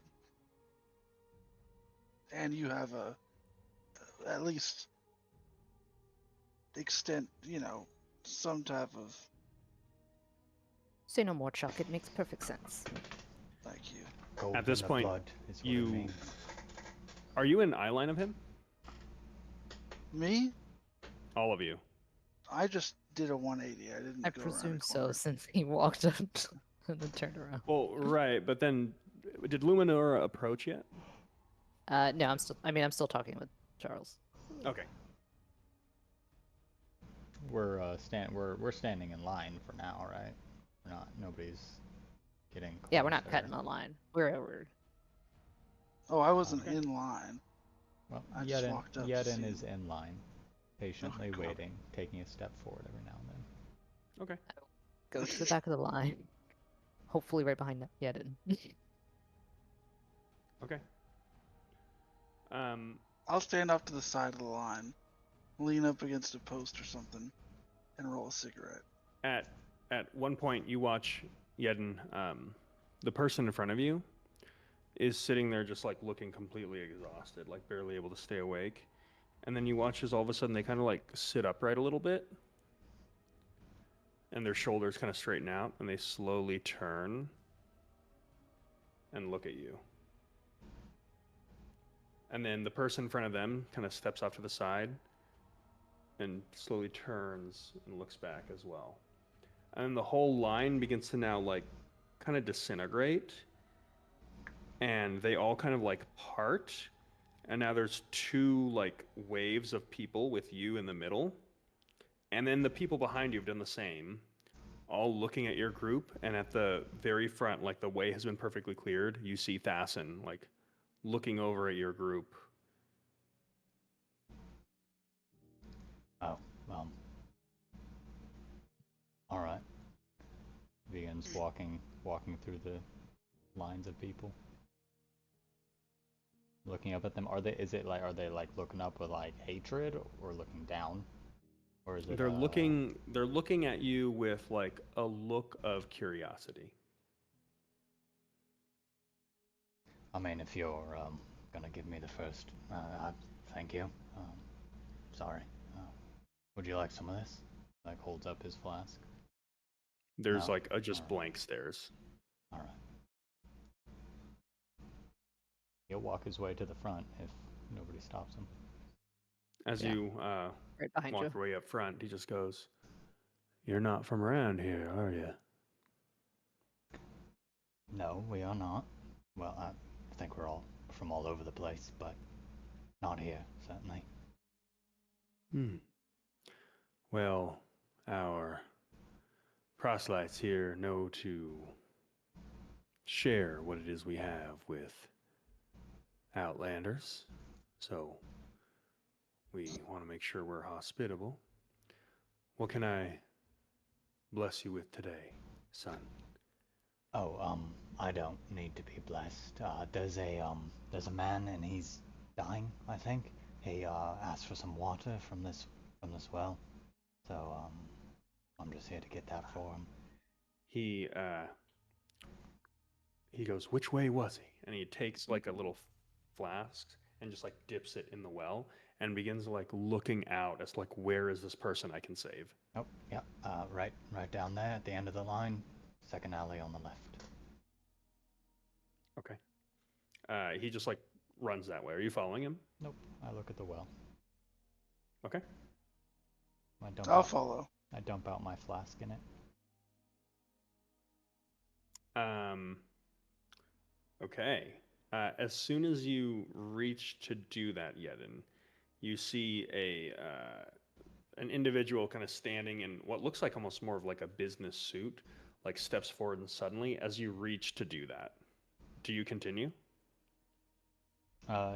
He pretends like he doesn't see him for now.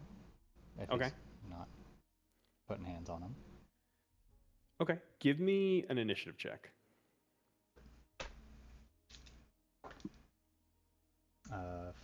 14 or 15. 14 or 15. 14.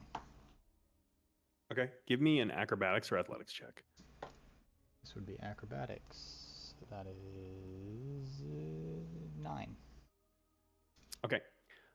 With a very uncanny speed, this kind of older looking gentleman is all of a sudden like on you, and he just like reached out and grabbed your wrist as you were going to dump out your flask. It's already, popped open. I was gonna dump some in, can I just drop it? The whole flask? Yeah. Sure. Oh, so I was just making an You offering, hear right? this like gasp, and he like turns and like runs in, like and like reaches in and like claws a couple times, grabs the flask, and then just like tosses it out like it was like poison or something like that. It's just And some then he just whiskey. like he looks like frustrated at his hand, and then like he just touched something like filthy and disgusting, and is like and just like shaking it off, and looks at you like furious. Oh, Empty flasks sitting around. What's that? Are there any empty flasks sitting around that like that Thassin was like filling up? No, Empty flasks. no. People are bringing their own containers. Oh, okay. BYOC. what? Okay. Well, Mazarin's gonna mage hand and borrow someone else's flask and just take a sample of the well water while this guy is presumably distracted, and just put it in her pocket. Give me a d20 plus intelligence, and if you're proficient in sleight of hand, you can add proficiency, which I don't know that you are. I don't think I am. If I see a bottle floating through the air, can I help by continuing this distraction? Roll with advantage. Is my detect magic still up? Has it been 10 minutes? Yeah, your detect magic's still up. I rolled a 16.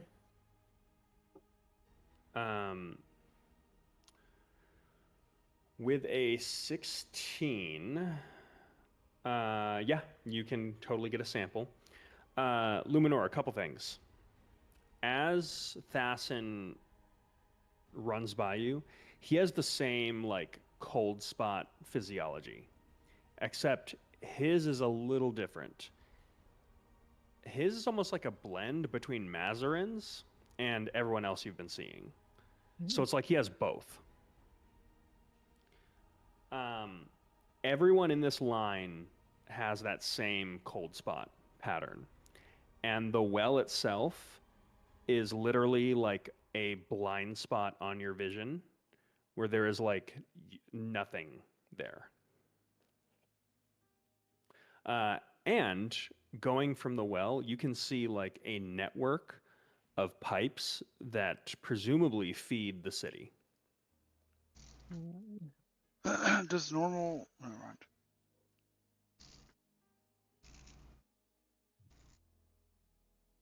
That individual looks at you, Yedin, and he just like has a snarl on his face, and then you just hear him say, "It's all right. He doesn't know any better." And you just see his like shoulders kind of like slack, and he calms, and then it's like wakes up and just goes, "I'm sorry, little friend. I should have said something. We don't want anything tainting our water supply. So that's why I leaped out at you. I just didn't want anything to befoul the water of life." Right. I mean, I didn't want to waste good whiskey dumping it on the ground, so I just thought, might as well mix it in. It ain't gonna hurt anyone, and then I can fill myself up, right? Sure. But please, allow me. Do you have a container? Yeah, he like looks around for a little bit, scuttles over to his flask on the ground, holds it up to him. Perhaps take one of mine. And you watch as he like pulls this like kind of like very nice ornate, like this thing might be worth like maybe 20 gold. And he just like reaches in and fills it, and then like very like ceremoniously like caps it, and he's like looking at this thing like with reverence, and he goes to hand it towards you. Oh, thank you. Tucks it in, tucks his flask both into his belt. No, I'm not thirsty right now, but I will be later, I'm sure. He nods and just says, I'll pray to the founder for you. Perhaps a prayer of purpose. Huh? That would be very kind, yeah. And he Always like good to have a word gestures in. towards the rest of the group. Sorry. Shuffle off. The rest of our group? Mm-hmm. I followed Thassin. Okay, who's still here? Me. Luminor and Mazarin. Okay. He'll gesture towards you and just says, do you care to drink from the water of life? I apologize. I did not bring my own container. You just see, almost in unison, almost every single person here is now holding out a container. She will grab the one closest to her with 2 fingers and passes it. Without breaking contact, just looking at you and smiling, just like reaches down, fills this like small like water skin, caps it, closes his eyes, says a little prayer, and like reaches it out to you with a smile. She grabs it. Is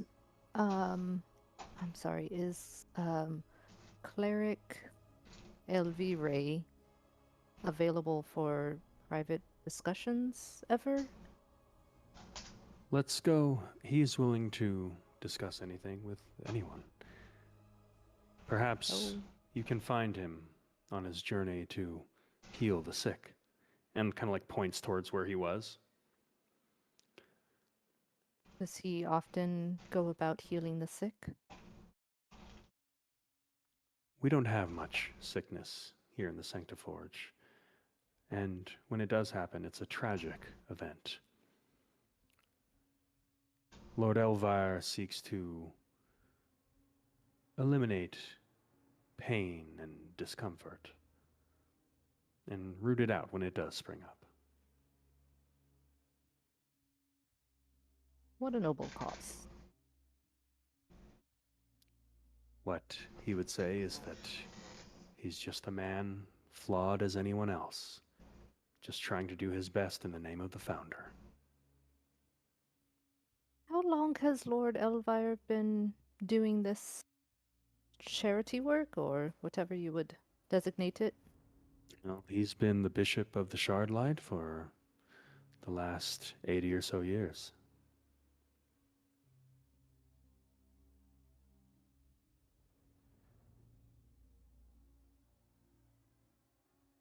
Please, kind of as he reaches out to Mazarin, do you care to drink from the water of life?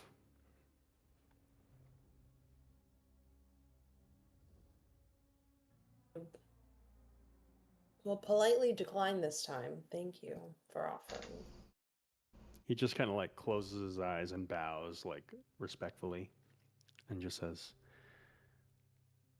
well, I'm sure Thassin would love to speak with you all.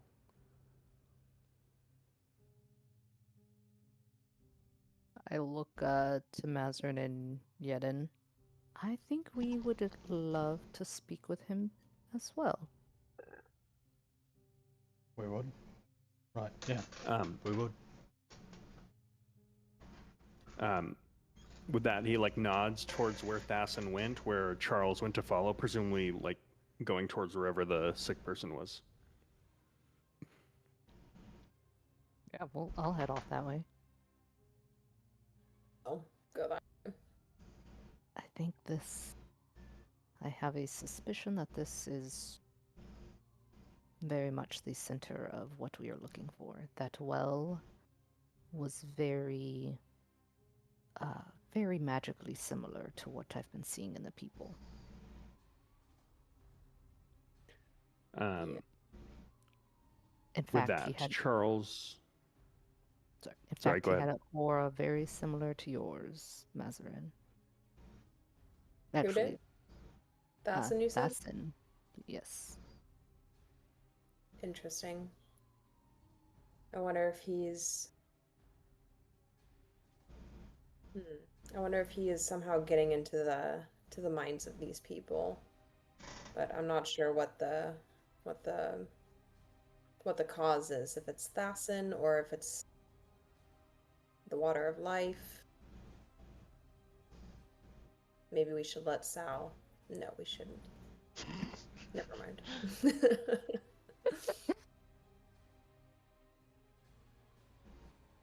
Okay. As you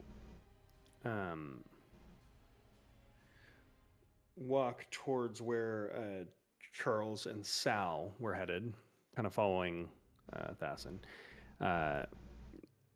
you would find him kind of kneeling beside this person in this alleyway as he just like grabs the like back of the neck of this individual and like tilts his head forward and like touches foreheads with them as they're just like, Master Elvira, water, please, water. And he just says, I've got you, son. And just like takes this water skin and then just like leans his head back and is just like tilting just a little, like tiny little drops of water.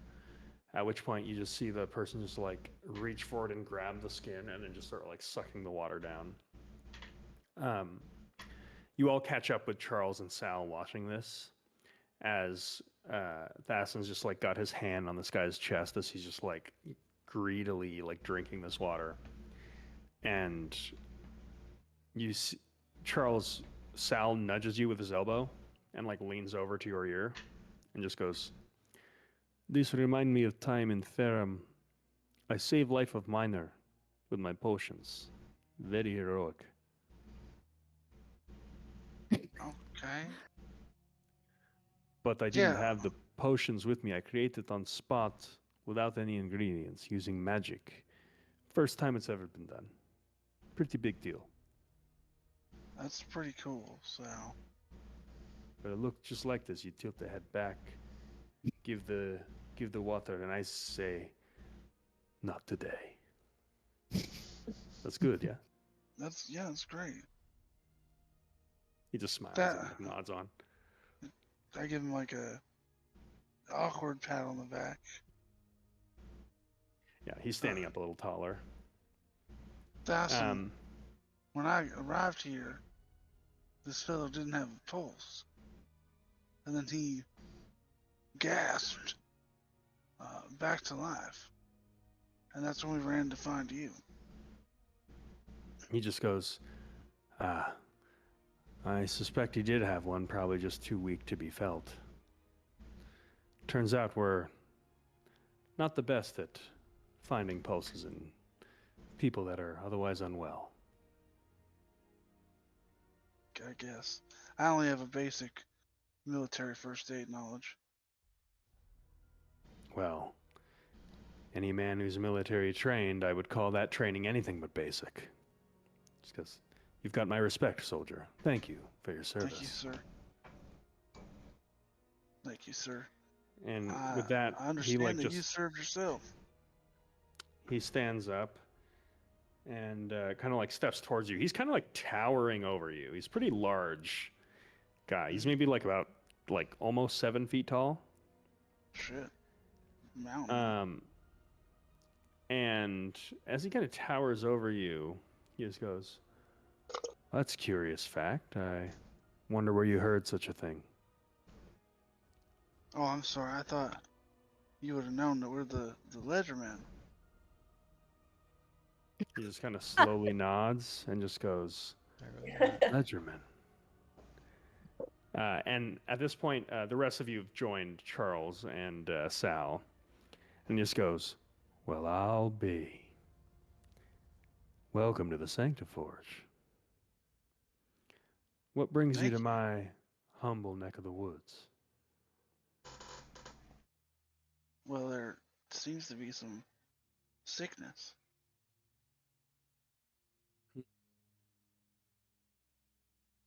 Yet you're not investigating the sickness in Ferrum? Well, I saw this gentleman here dying. And I We thought that go took where we are precedent. told. If it is the Sanctiforge where they want us, that is where we will be. But I'm they sure didn't someone want you. else is investigating the sickness in Farum. Pardon me? But they didn't want you, did they? Oh, that's The what people Oracle keep saying. works in mysterious ways. Yeah. Right, but you said you go where they want you, but they didn't. So I'm a little But they got confused. over it.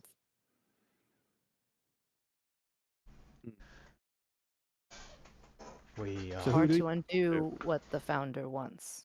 And if the Oracle speaks for the founder, then we all must obey. Yeah, see that? Don't get me wrong, I've got the most respect for your organization, but that's just not true, is it? The Oracle didn't want you here. The Oracle didn't choose you. Do you have insight into that? What do you mean? Well, just that. I've got my faith. My faith that I've got a deep connection to the founder and to his machinery. I've been the bishop of this city for 80 years now. The Oracle is, and he kind of like closes his eyes and like holds out his hand like over the ground, and he just goes, about 500 feet beneath us, opens his eyes and just goes, right here. And then looks back up at you and just goes, see, the Oracle speaks to me, yet never mentioned you once. So how about that? What sort of things does the Oracle say to you? It speaks of the future. The future of the sacred machine, the future of the whole world, the ultimate vision of the founder. Is it the founder's job to bestow all of his plans to any of us? Or just what we need to know for his grand plan? That is an excellent question, Charles. I think about it like this. The founder and his will is beyond any of us. None of us could even comprehend. The very notion of it would make us go mad. That's why he has clerics. That's why he has an oracle. To distill down this information in tiny, tiny bits, little previews that we can see when we're ready to. And as we grow in our wisdom of his word, he reveals more of his plan. At least that's how I think about it. So the founder does not have a job to explain to you what his plan is. You have a job, nay, a responsibility, to seek out understanding of his plan and how you fit into it. And just like smiles at you. So Ain't that a beautiful thing? Yeah, I'm just saying, just because you didn't hear about us, doesn't mean we're not part of the plan. Oh, I assure you, I fervently believe that you are a part of the founder's plan in one way or another. I just know that the Oracle did not choose you. How? Well, Lord Dasson, I think our goals are not mutually exclusive. We're just trying to help the people here in the Sanctiforge. Well, if that's true, then our goals are certainly not exclusive. Perfect. I understand you've had this post longer than most of us have probably been alive. And your insight into what is happening in the Shardlight District would be invaluable to us. What's happening is a spiritual revolution. Better yet, an awakening. You see, through years of people, men, gaining positions within the sacred machine, corrupting its vision, we've strayed further and further away from the word of the founder. And I think it's about time that he's had just about enough. And people are starting to see that. Your leaders make decisions that suit themselves, not the machine, not its people, not the founder. Your high regent, your master of spycraft, he just seeks to further his own power. I seek to further the word and the will of the founder himself. So when the day of reckoning comes, I know where I stand. Do you? Oh, can I ask an unrelated question? He just looks at you. Have you seen creatures made of just mouths?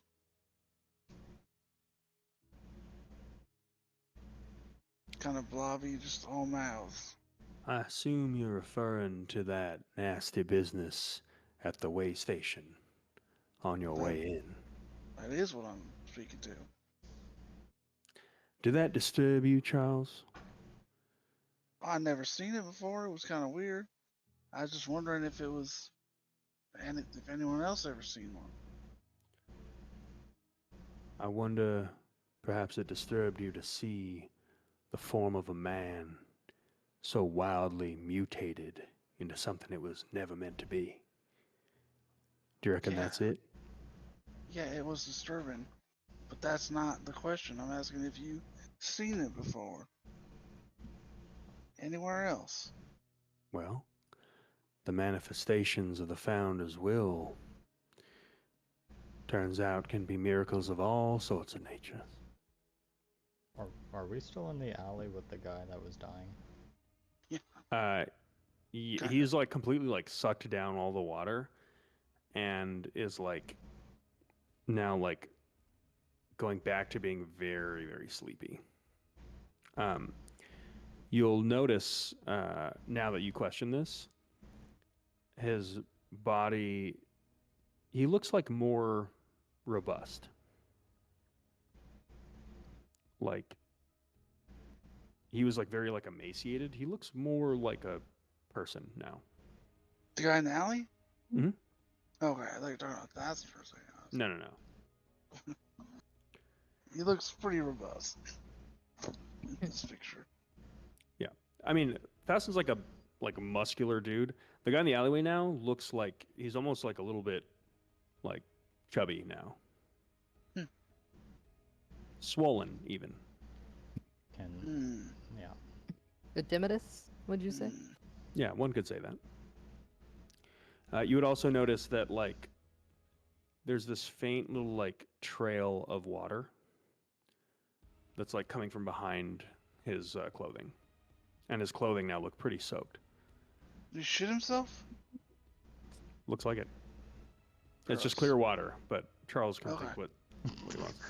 Okay. I will.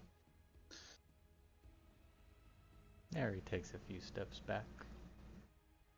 Well, Fasten takes a few steps forward as you take a few steps back and just says, "Now you've come into this town, you've incited violence against innocent folk, telling us you're here to help. Now, I'm a firm believer in peace, but I am absolutely not a believer in being a pushover.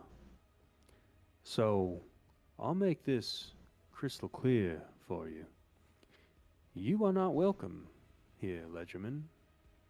Not because of the faction that you represent, but because I And he like takes his manual of ascension and like points it at you almost a little bit aggressively and goes, I deny you. I deny your authority. And I deny the notion that you were appointed by the will of the founder. I would go so far as to call it heresy to imply anything other than that. Wouldn't that be, and pardon me for speaking out, wouldn't that be your word against the founder? And isn't denying his a word of heresy in itself? My friends, I think I've had just about enough of this talk. If you'll excuse me, I've got a congregation to get to. Thank you for your time, Lord Thesson. We'll leave you to your work. Looking forward to our next conversation. He just kind of like turns his head towards you and just says, if you know any better, this will be the last. And then just begins like walking away. We don't. Neri walks over to the body in the alley and kneels down next to it. Like places his hand It's on like its head. it's like covered in a cloak at this point. You'll pull off the cloak, like to like place a hand on his head. Okay. As you pull away the cloak, the skin of a face and facial features are gone. There's just this like kind of light blue, fleshy, like appendage where the face used to be. And it's like gently seeping this like you can smell like brine that is like sweating from this thing. And you didn't see it before, but two little slits kind of open up as from under you see this flurry of what look like tentacles coming up and out of the cloak itself.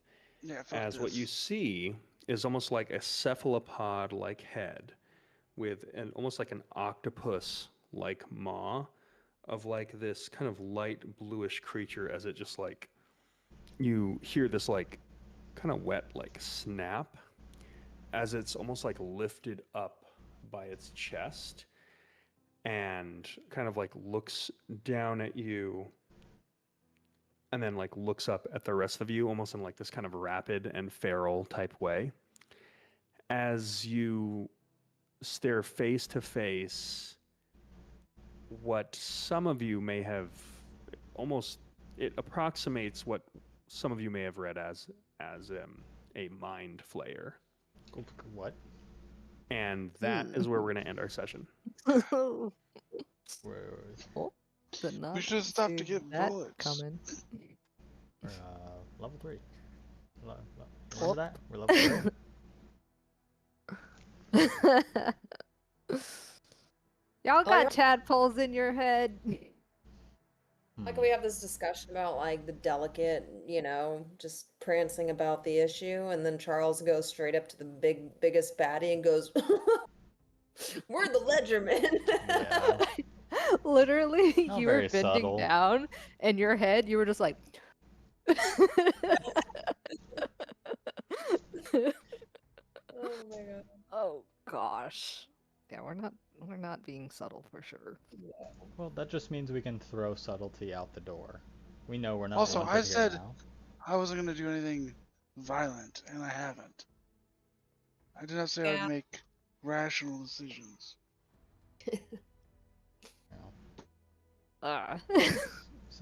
We gotta have a barbarian in spirit, even if not in class. Yeah. I mean, I let's think it's be called real. the We've instigator never in the played. book.